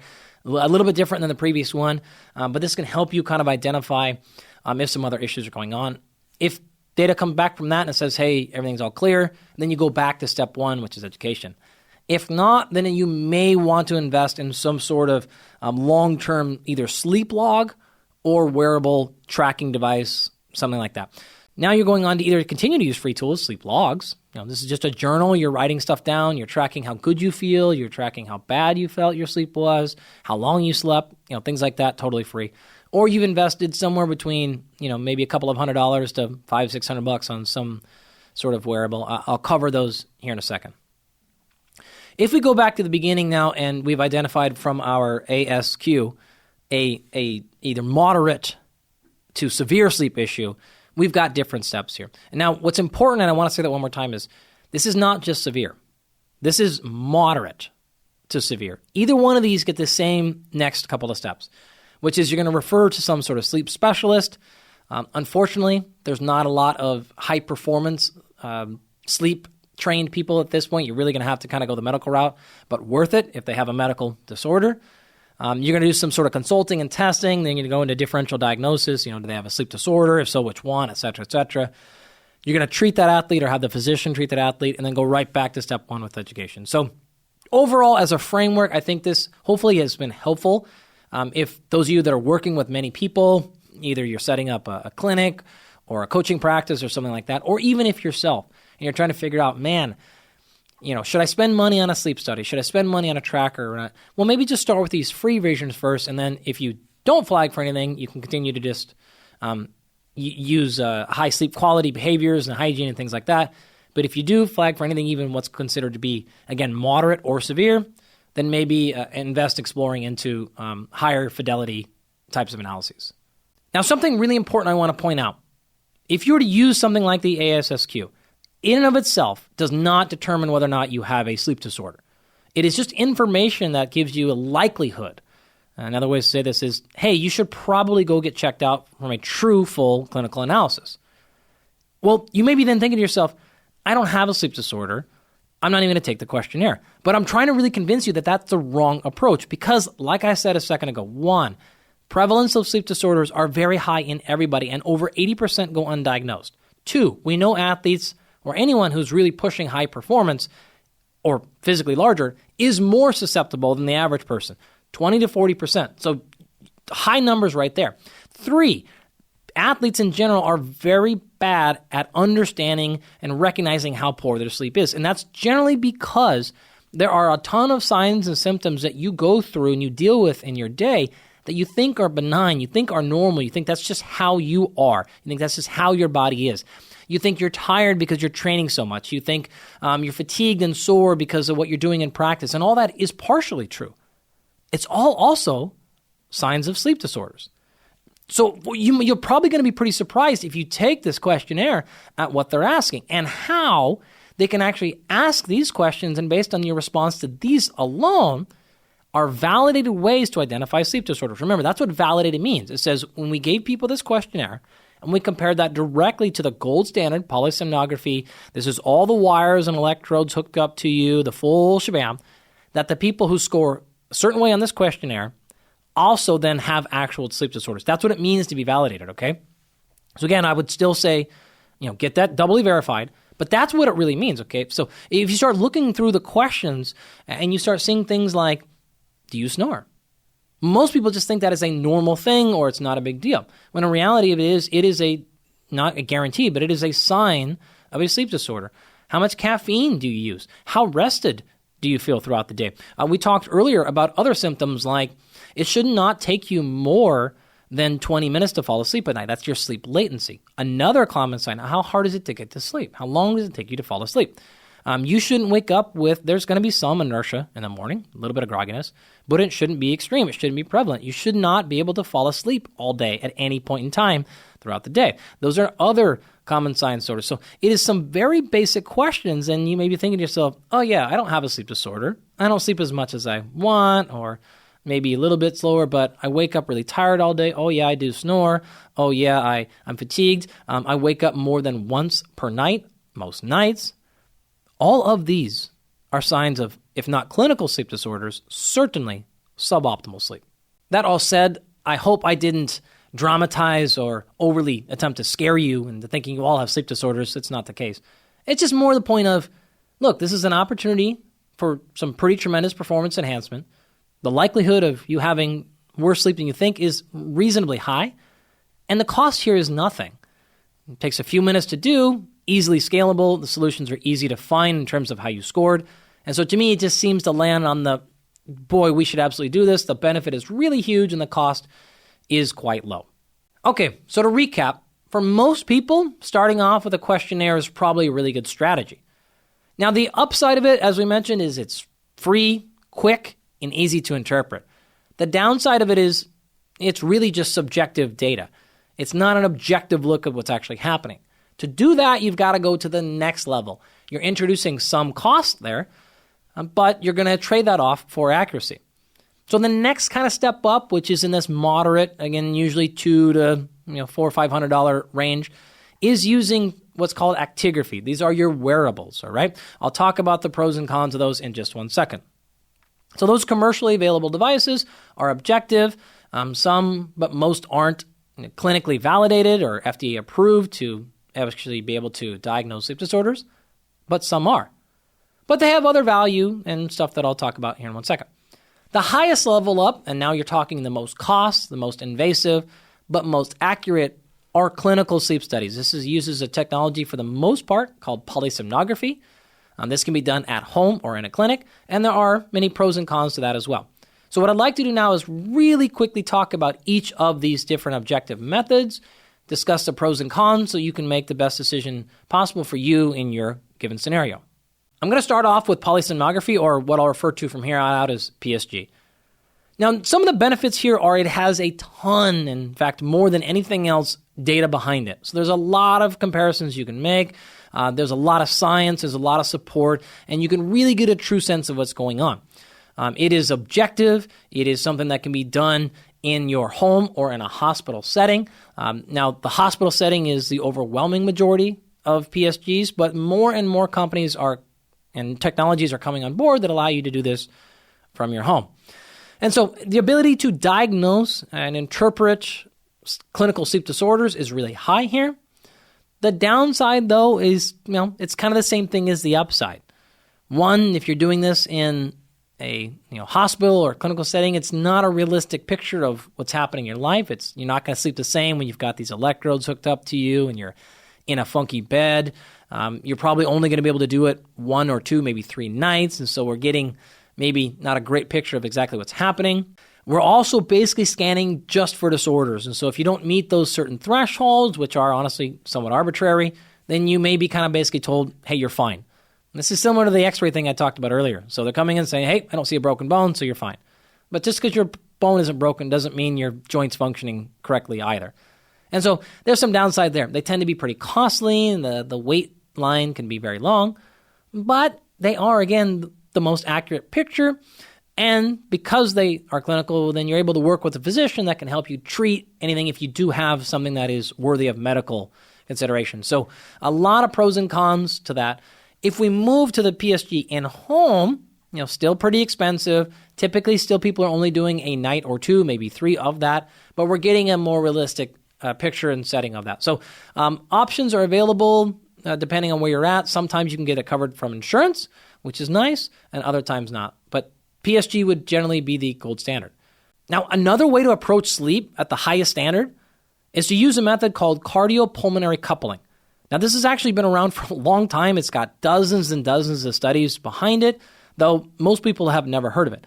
It's a little bit different than PSG. It approaches different things. It has a different target. It's looking more at your physiology, your autonomic nervous system, your respiratory rate, and things like that. It was developed by Dr. Robert Thomas from Harvard, and again, it's been studied in a lot of areas. It's FDA approved as a way to diagnose sleep disorders. And so there are some pros and cons to each of these approaches. I would recommend, if you're interested in that, to talk to your physician or medical team to decide which approach, PSG or CPC, is better for you based on the questions you have and trying to get answered. But I wanted to make sure you knew that both of those options are available. Taking it down to the next level is what we call actigraphy. There are commercially and research-grade available devices. To be candid with you, we use the research-grade ones a lot, and more of those are actually becoming commercially available, and so that's something to pay attention to. But the other ones you're more familiar with. These are watches and rings and wrist straps and chest straps and different things like that can be used. Depending on which one you want to talk about, the data are quite different. They all have their own unique value, benefits, and things like that. I don't want to get into the details of all those quite right now. But I think globally you can think about actigraphy or wearables as, hey, they're a couple of $100s, and they have generally some pros and cons. Many of them are pretty accurate at measuring things like whether or not you're asleep. And in fact, some of them are really accurate, over 90, 95, some of them higher than that percentage accuracy of measuring when you're asleep.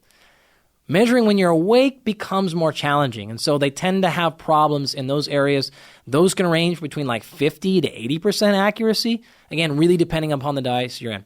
So using it to identify whether you're asleep or not, great, but past that, we start to get into problems. Now, the reason I don't want to honestly spend a lot of time here is because I believe in the technology. I think it's going to get better. So I'm not super concerned that either any of those given devices are at 90%, because I'm probably going to figure they're going to be 95% soon enough anyways, or closer than that. And so it's really not that big of a deal at the current moment. The issues with actigraphy, I think, are different. And that is really they're trying to put together, with the best intentions, collective scores for optimization, for quality. And as we talked about earlier, that is very challenging. I don't necessarily need or want or should have the same amount of time in each one of my sleep stages. It's probably dependent upon what I'm doing. And in fact, sleep stages themselves have some problems. Maybe that's a conversation for another day, but if you poke into the research here, you'll find plenty of sleep scientists who just fundamentally disagree with the idea of trying to optimize or maximize a certain amount of time spent in a slow wave sleep or deep sleep versus REM or things like that. We don't necessarily know what those optimal numbers are. We definitely don't know what they are in athletes. There's no data on that almost whatsoever. And so really being overly concerned with your score on your wearable is where problems start to come in. And in fact, there is something that's growing in this community called orthosomnia, which is insomnia that is induced by people trying to optimize their score on wearables. And so I don't want to paint a bad picture here because wearables can be incredibly beneficial. We see tons of evidence of people getting better at their sleep simply because they're more accountable. They are more calibrated. They thought they were getting more sleep than they actually are. They tend to make better habits and choices because they know they're going to look at their score in the morning and they want to get better. And so this is not all bad. It is like anything else we've talked about and like anything else we probably will talk about ever in this podcast. And that's pros and cons, right? So weigh the downside with the balances. It's maybe not as accurate, but it's an order of magnitude cheaper. And instead of having to do 1 or 2 nights, you can now do every single night. At the same time, maybe there's problems with that. You don't necessarily want everyone. And I could tell you countless stories of athletes and clients I've worked with where we take their trackers away from them. Or maybe we keep them tracking, but we block their ability to see their own score because it just leads to all kinds of problems.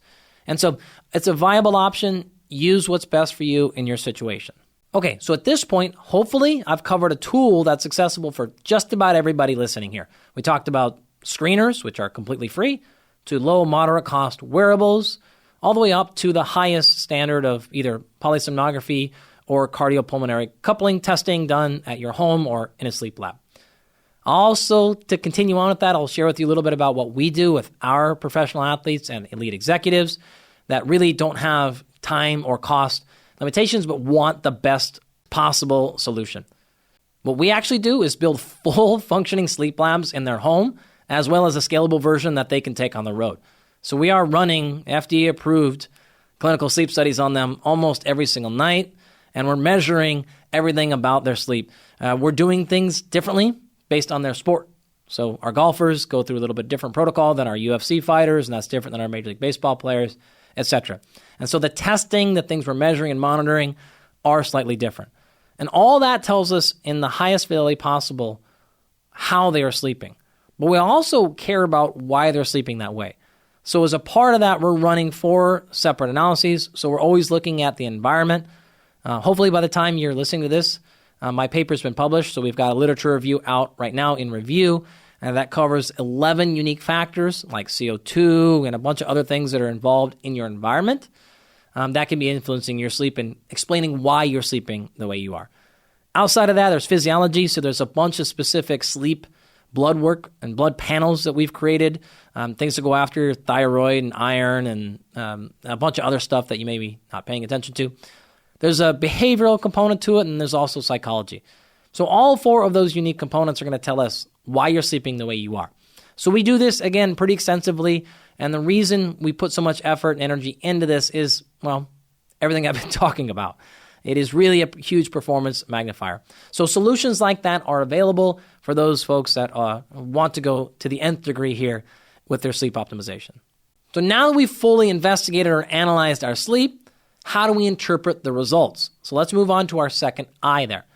Please also remember, we're not talking about how do I interpret my sleep from a risk of disease later in life or anything like that. We're talking about how do I interpret it from the perspective of maximizing performance. So what should my sleep look like if I'm trying to get the optimal performance results? In terms of duration, the number seems to be about 9 hours. Of course, there's lots of individual variation here. Some folks may truly be at their best at 8 hours or 7.5, and some might actually need 9 or 10. But 9 seems to be the number that came up a lot in the research. Also in my conversations with these sleep experts like Amy Bender and Stephen Lockley and Jeff Dermer, they all basically came back and kept saying 9 hours. So I think that's a pretty good starting place. In terms of other metrics of quality, we mentioned latency. 5 to 15 minutes seem to be the sweet spot. If your latency, again, this is time it takes you to fall asleep at night, is under 5 minutes, this is probably an indicator of the fact that you're underslept. If it's longer than that, we're probably in an area of maybe suboptimal sleep routines or habits or environments or something like that. It's delaying us from getting into sleep. We also may be doing something throughout the day, like excessive caffeine, training too hard too late at night, or other issues like that that are delaying our time to sleep. Efficiency, if you're getting that metric on your wearable, you're going to see, again, the medical numbers are, say, hey, be above 85%. I personally, and this is just my Andy's interpretation here, I always like to see it above 93%. Efficiency is generally a problem of sleep latency or waking up too often throughout the night. Those are the two biggest contributors. And so I want to see that number above 93, if I can, above 95%. Waking events I've already talked about. It is absolutely normal to wake up once a night. But we're not trying for normal here. My goal is to get people to sleep through the night every night. In other words, I don't want you waking up at all. That's the target. We should be able to sleep through the night on most nights. It doesn't mean if you're waking up every night, you've got a disorder or anything close to that. Again, we're pushing for optimal here. As you age, this gets more challenging, but certainly waking up twice or more per night is almost always, in my book, going to be suboptimal sleep. And then finally, we want to have some subjective measures of how are you feeling? How does that make you perform the next day? So how is your daytime sleepiness? I want you waking up with a little bit of sleep inertia, but not a ton. I want you to feel pretty refreshed when you wake up. You're going to be a little bit sleepy throughout the day, especially early afternoon, but I don't want you walking around all day, the ability to fall asleep on command. Okay, so daytime sleepiness is how we kind of coax this. So for me, that's the general picture of what I'm looking at for sleep quality. Now, I need to mention this again because it comes up so commonly, and that is your sleep stages. People are very concerned about how much time they spend in, say, deep sleep or REM sleep or any other styles of sleep. Now, this becomes really challenging, and I have to be honest with you, in my coaching experience, I've generally found this to be more problematic than it is helpful. Doesn't mean it hasn't helped some, but this causes a lot of issues. I mentioned earlier, it's somewhat arbitrary. Most wearables are taking a measure of your sleep kind of once every 5 minutes or so. And then they're arbitrarily defining your sleep based on 30-second epochs or time domains. And they're using standards that are really, really old, in this case, 40 plus years old, and they change. Sometimes the scientific community says, okay, now this thing is defined as N2 or N3 or whatever, or sometimes they take them out entirely. And so it just hasn't been that helpful to worry about. I generally feel like if you pay attention to the other stuff, your sleep behavior, so your sleep environment, your sleep relationship in general, what we want to do is not have you obsess over some arbitrary or, in this case, sometimes proprietary equivalence of optimization, meaning depending on which company you bought it from, they define optimal differently. And there's not even a scientific consensus of that. So we're really chasing a rabbit that may not actually be something we want to go after. And so I don't want to be too negative here, but really people have worked themselves into a bit of a tizzy here, trying to optimize their sleep based on those trackers, when I don't think that's the best case use for them. There's a lot of benefit from trackers like we've talked about earlier, but I'm just generally going to caution you against this one in my personal coaching experience. We talked about how they are problematic in terms of accuracy, some better than others, and they're getting better, but they're not there. And why this really matters is there have been some studies that have looked at, in fact, Stephen Lockley's stuff, have looked at things like sleep deception. So imagine being in a study and being told you either slept for 5 hours when you actually slept for 8, or the opposite.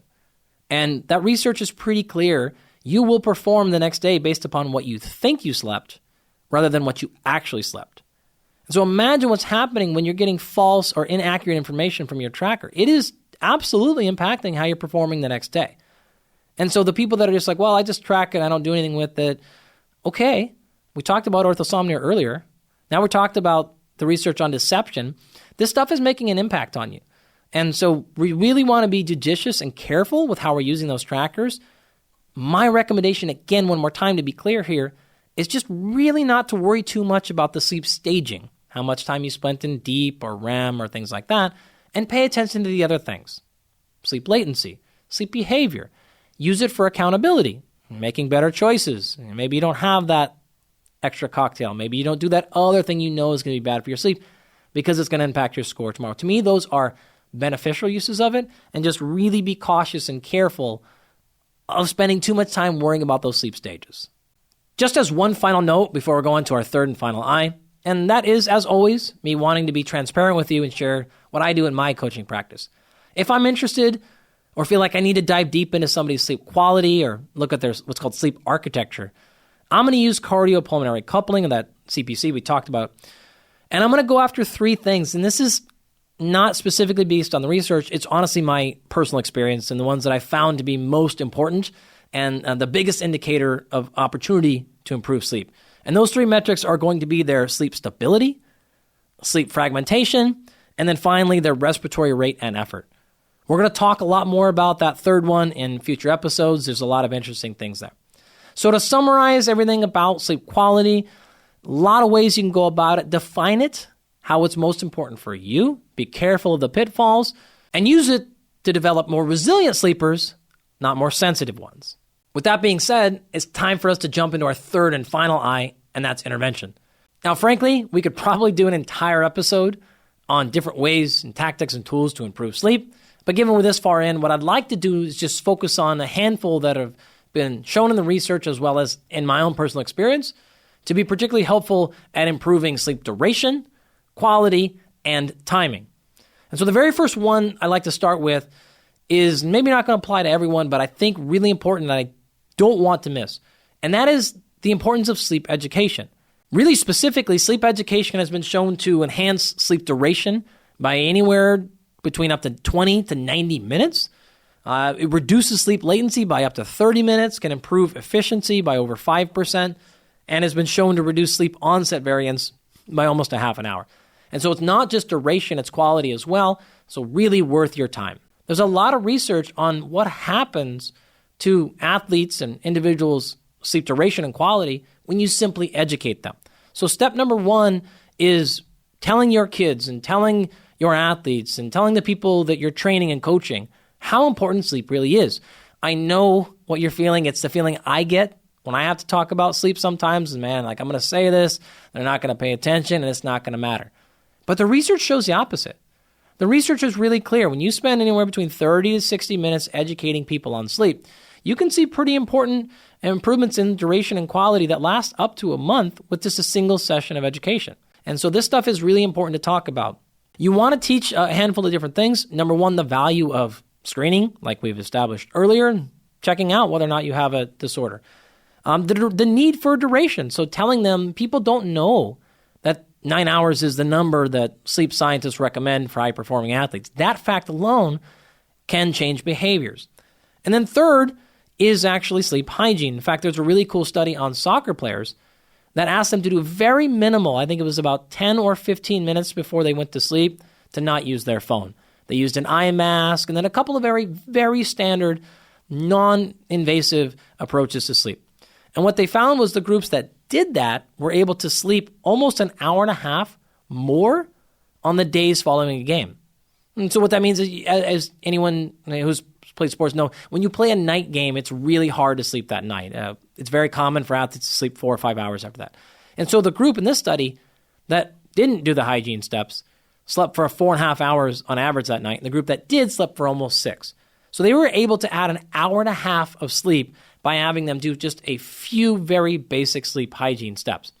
But this really is not an explanation or example of the quality of the hygiene. It's the education piece that matters here. Just telling them they need to sleep more and giving them a few tips really does make a big impact. So wanted to make sure that you have that information. I realize not all of you, in fact, probably few of you are coaches, but for those of you that are out there, I wanted you to have that information. So outside of education, the next big rock to move is opportunity. And so this is really a conversation with you and yourself for the most part. Everyone has the ability to give themselves more opportunity to sleep. So when we're talking sleep extension, of course, just giving yourself more hours is the obvious solution. How do you do this? Well, generally, we don't like to schedule things first thing in the morning if possible. I personally don't use an alarm clock. I have not in many, many years. I get up very early personally, but I don't schedule things I have to do within the first couple of hours, so I don't have to have an alarm clock. More importantly, probably, is getting to bed at a consistent time, shutting things down earlier if you can. Avoid night exercise very late at night. Avoid working late at night and things like that, if at all possible. That gives yourself the opportunity. Another thing to do is making sure that you are creating what we call a pro-sleep culture. This could be within you and your team if you're leading individuals. And by this, don't think about just sports. Think of this as running a business and a company. Are you creating a pro or a negative sleep culture? Right? Are you allowing people the opportunity to embrace sleeping well? Or are we still thinking about poor sleep as, a badge of honor, if you will? In fact, there's a lot of research on this and how important it is and how impactful it can be to just promote sleep as a performance-enhancing tool, not just something getting in the way or, taking away training time. This is something that we're going to use as a competitive advantage. So making sure we have the opportunity from ourselves as well as the people that we're guiding and leading to have a pro-sleep culture. The next one is what we've talked about a little bit earlier, and that is making sure we have a structured sleep plan. So what I mean by this is when you're organizing your day, like I've talked about, or you're organizing your team meetings, or when you're working out, are you doing it in a way that allows you the chance to sleep appropriately? As we mentioned before, not doing things at night that we know disrupt sleep if we can do them earlier in the day. Are we giving ourselves the opportunity to bank sleep prior to major competitions or major periods of lost sleep? So say you're traveling a bunch, you've got a heavy workload coming up, finals week, or whatever the case may be, and you know sleep is going to be a problem. Are you removing things in the 3 days to 30 days before that are optional so that you can maximize sleep in that particular time? In any given day, if you can't get enough sleep, are you giving yourself the opportunity to take naps? 20 to 90-minute naps are very effective for performance enhancement acutely, but more importantly, to just add back some of that sleep time. So all this falls under the umbrella of you'll never sleep enough if you never give yourself the chance to sleep enough. The next set of solutions really deal with improving the quality and timing of your sleep. Getting started right out the gates. The most important thing you can do to improve your sleep quality is treating your sleep disorder if you actually have one. There are a number of really easy solutions depending upon what your sleep problem actually is. Think about this from the perspective of a football player. They're probably more likely to be dealing with things like sleep apnea because they're larger, relative to, say, maybe a swimmer whose issue is more likely to be dealing with circadian rhythms because they're oftentimes practicing and training early in the morning. So right out the gates, just thinking about what we're asking our bodies to do gives us some strategies for what type of disorder we may likely have, and then, of course, then the solution for that. In order to make my solutions a little bit more straightforward, what I want to do is talk about getting to sleep faster and then staying asleep more effectively. So what are the reasons why people struggle to fall asleep and how can we improve that? It can be a number of different things. The obvious ones, but still important, are we using stimulants or caffeine too late for our own physiology? Some folks can metabolize caffeine very quickly and it doesn't affect them. Others really struggle if it's within 8 or more hours of sleep. It can affect their overall sleep quality. That's a common one. Working or doing any other stimulating events at night can be a problem. Where people really miss this is the best way to probably think about it is novelty. So it's not the fact that you're on your phone or the fact that you're watching TV or anything. It's seeking of novelty. That seems to be the big problem. So it's okay for some folks. I will be candid with you. I watch a little bit of TV basically every night before sleep. But what you don't want to do are things that cause you to seek novelty. And so your phone becomes problematic because something new will pop up and it'll reward that pattern of seeing something new and novel and get you excited. And so what you don't want to do is watch TV shows that are that. You don't want to watch things that are aggravating or arousing or exciting. You want to watch typically things that are more interesting but not overly stimulating. This is planet Earth. This is not murder mysteries. This is not things that get you aggravated and irritated, like the news and political events and things like that. And so that is what you want to be cautious of. Eating too close to bed can be a problem. However, and this is important, people miss this, there's excellent research showing small snacks before bed can enhance sleep quality and reduce sleep latency. Specifically, kiwis are well studied as effective sleep aids. Higher glycemic index meals, pretty close to bed. Again, low amounts can be great. We certainly don't want to eat high amounts and increase digestion or heart rate and problems like that. But small snacks for some people can actually be really effective at putting you to sleep. Probably most important to all this, though, is really the pattern. And if you look around at any of the sleep research or talk to sleep experts, they're going to talk about the need to make sure that your sleeping environment is really a sleep sanctuary. Our body has probably one tool better than anything else, and that's the ability to pattern recognize. And this becomes a problem. If you go into sleep environments and you are anticipating a pattern of sleep issues, then that pattern is going to persist. If you have the opposite, then that pattern will persist. So what we see a lot of times are solution strategies for people having a hard time going to sleep, despite the fact that they're doing all these other things right. And this is common, right? Oh, I don't have caffeine. I stop working, many hours before. I don't eat before. I meditate before. I do breath work. I do all these things, and I still struggle with sleep. Okay, great. I'm not watching TV, all those other things. Why am I still struggling to fall asleep? Well, oftentimes it's the fact that you think about struggling to fall asleep that's causing that pattern to persist. So how do we solve that? We take clocks away. You don't get to measure, and you don't get to see your sleep score. You don't get to see your sleep latency number. You don't get to look at the clock and think about how long it's taken you to fall asleep.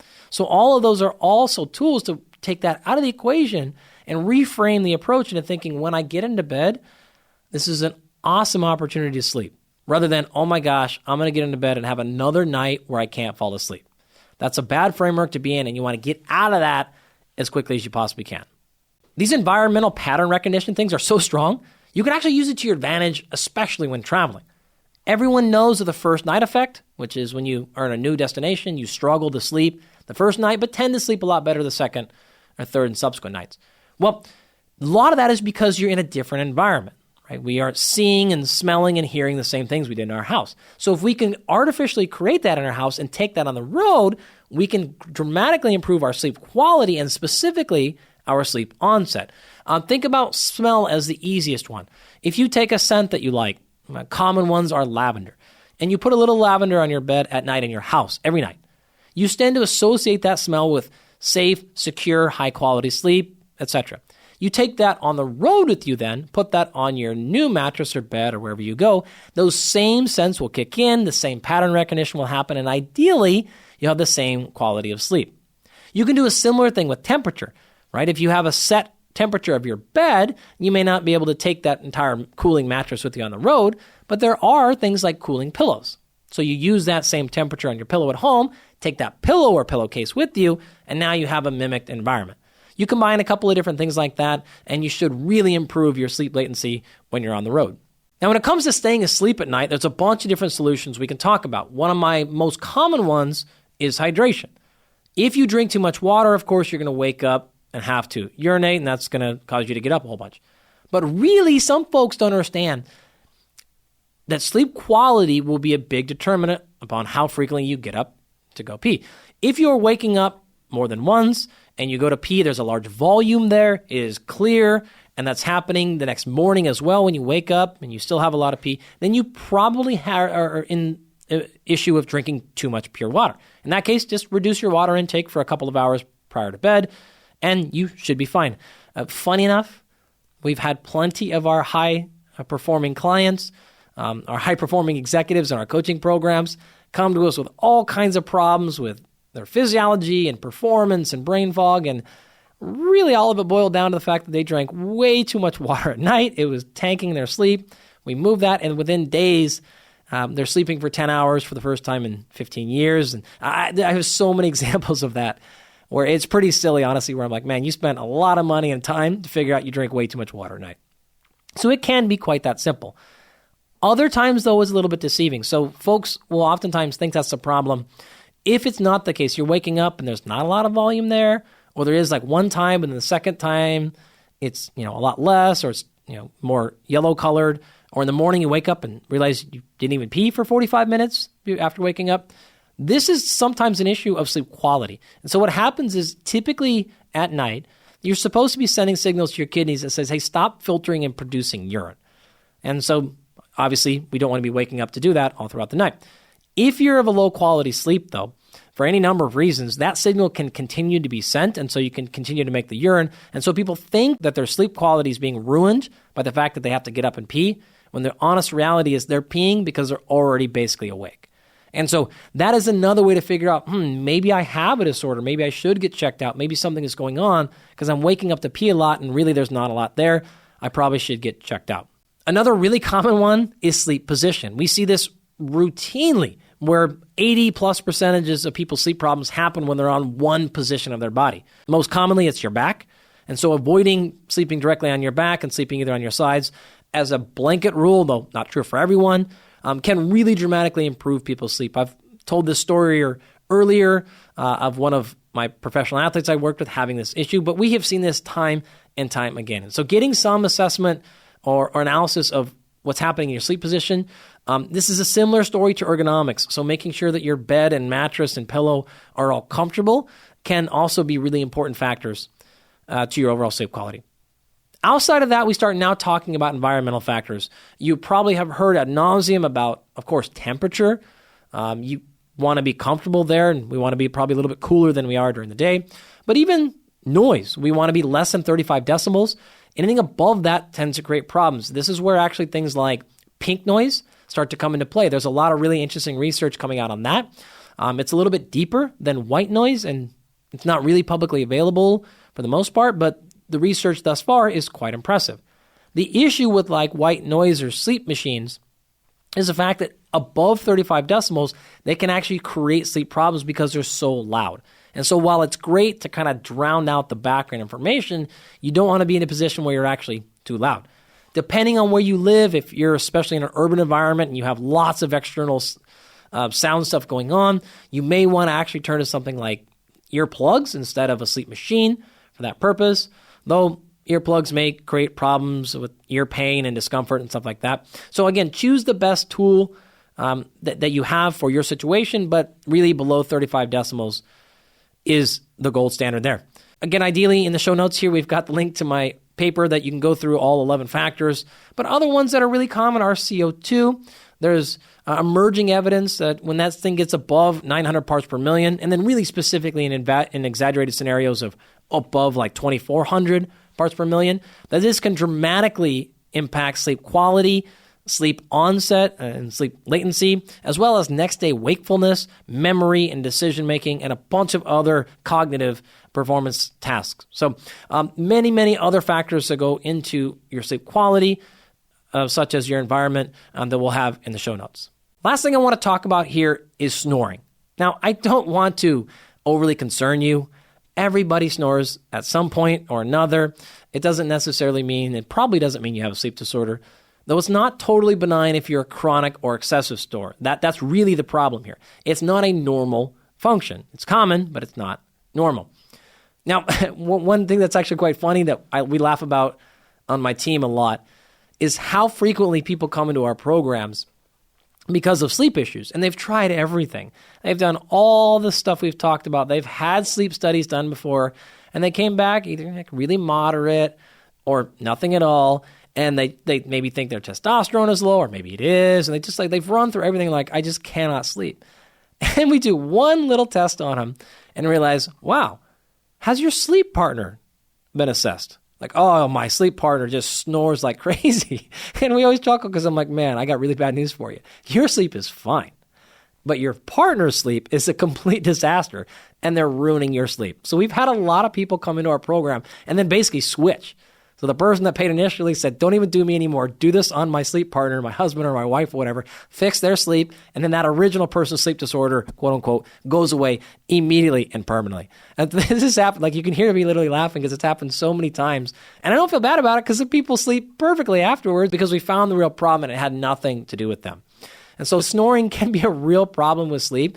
And so really making sure that it's not you, it's not your sleeping partner, or in a lot of the cases, it's their dog, Not often cats are snoring that loud, but dogs, that's really, really common. And so that can be really disruptive to overall sleep. If it is you personally, we'll go back to that example, you can try just going with something like mouth tape. I've done that a ton. I use it a ton, especially using a combination of nasal dilators, so either nasal strips or something like that to open up your nasal passageways, as well as mouth tape. And I will be candid with you, we've had a lot of success with that. And sometimes that step alone really can improve snoring and solve a lot of sleep problems. It doesn't always happen though. So if it doesn't, then you probably need to go to the next step one way or the other. But it can absolutely be a viable solution and is a nice place to start. And just to be really clear, the next step I'm talking about is usually getting a sleep study done. But you can try other stuff as well. We've already talked about. Position is another common solution. Generally, people don't snore on their sides. If they do, not nearly as much or as loud as they are when they're on their back.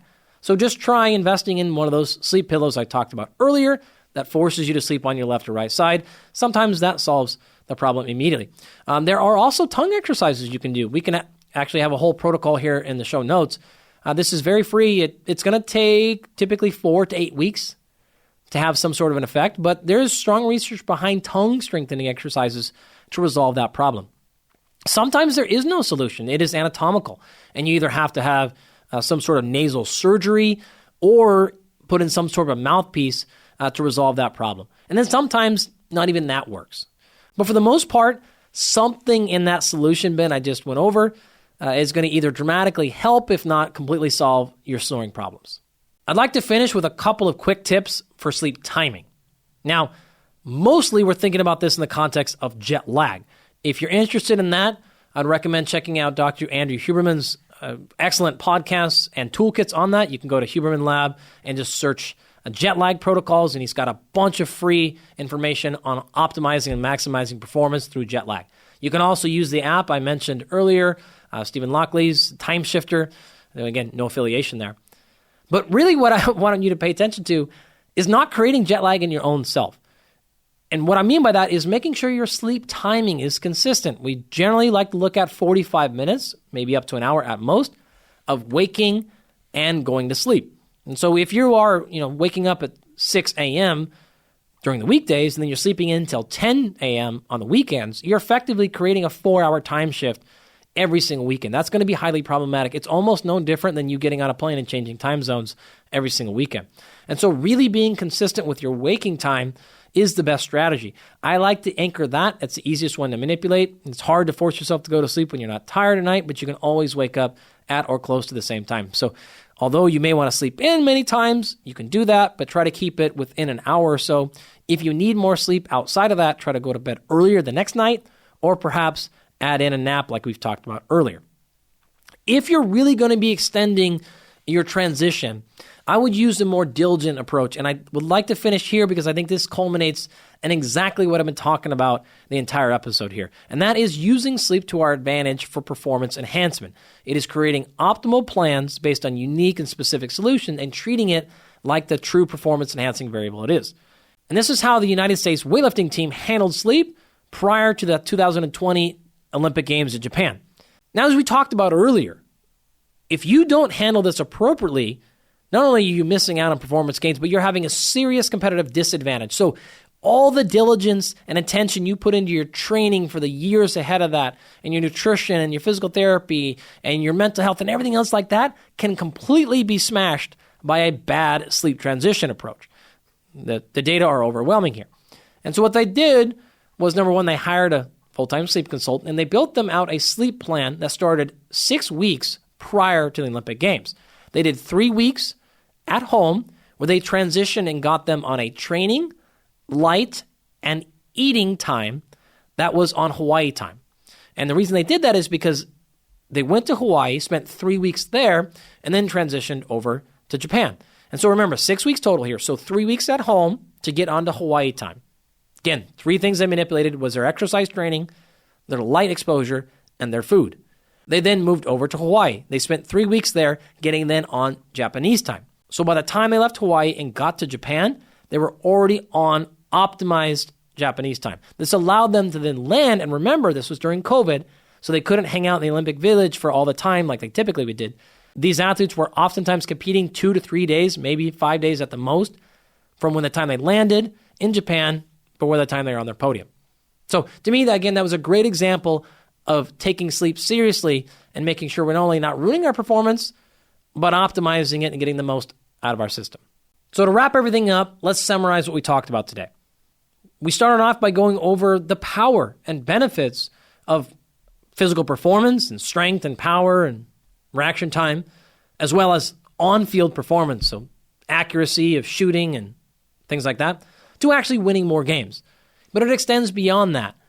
We're really talking about the ability to maximize our physical performance in any domain or capacity in which we're asking our body to perform. Remember, as always, if you have a body, you're an athlete. And we all want to perform at our best. And it would not make any sense for us to think that sleeping okay is okay. We want to sleep great so that we perform great.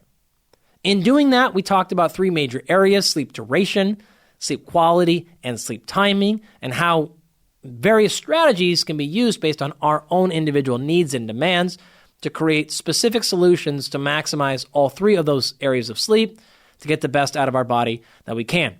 We also talked about how that can help us recover from injury faster. And as always, we covered a combination of free to moderate to what the best in the world are doing for the 3 I's. That is, how do I investigate or analyze my sleep? How do I interpret it? And then how do I intervene to make changes on it? I hope you enjoyed all this and that you don't use any of it against me when your athletes are competing against mine, because I want to win. Thank you for joining for today's episode.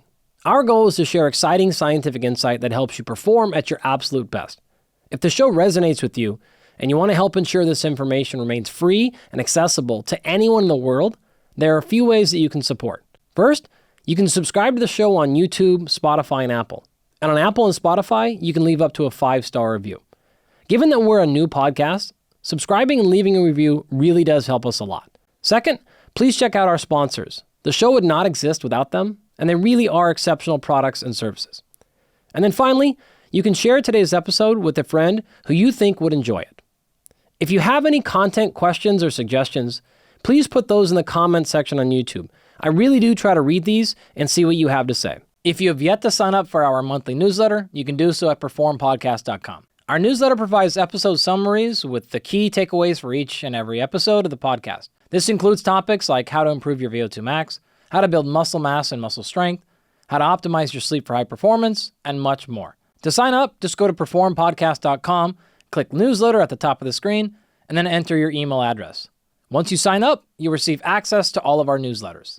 I use my Instagram and Twitter also exclusively for scientific communication, so those are great places to follow along for more learning. My handle is Dr. Andy Galpin on both platforms. Thank you for listening, and never forget, in the famous words of Bill Bowerman, if you have a body, you're an athlete.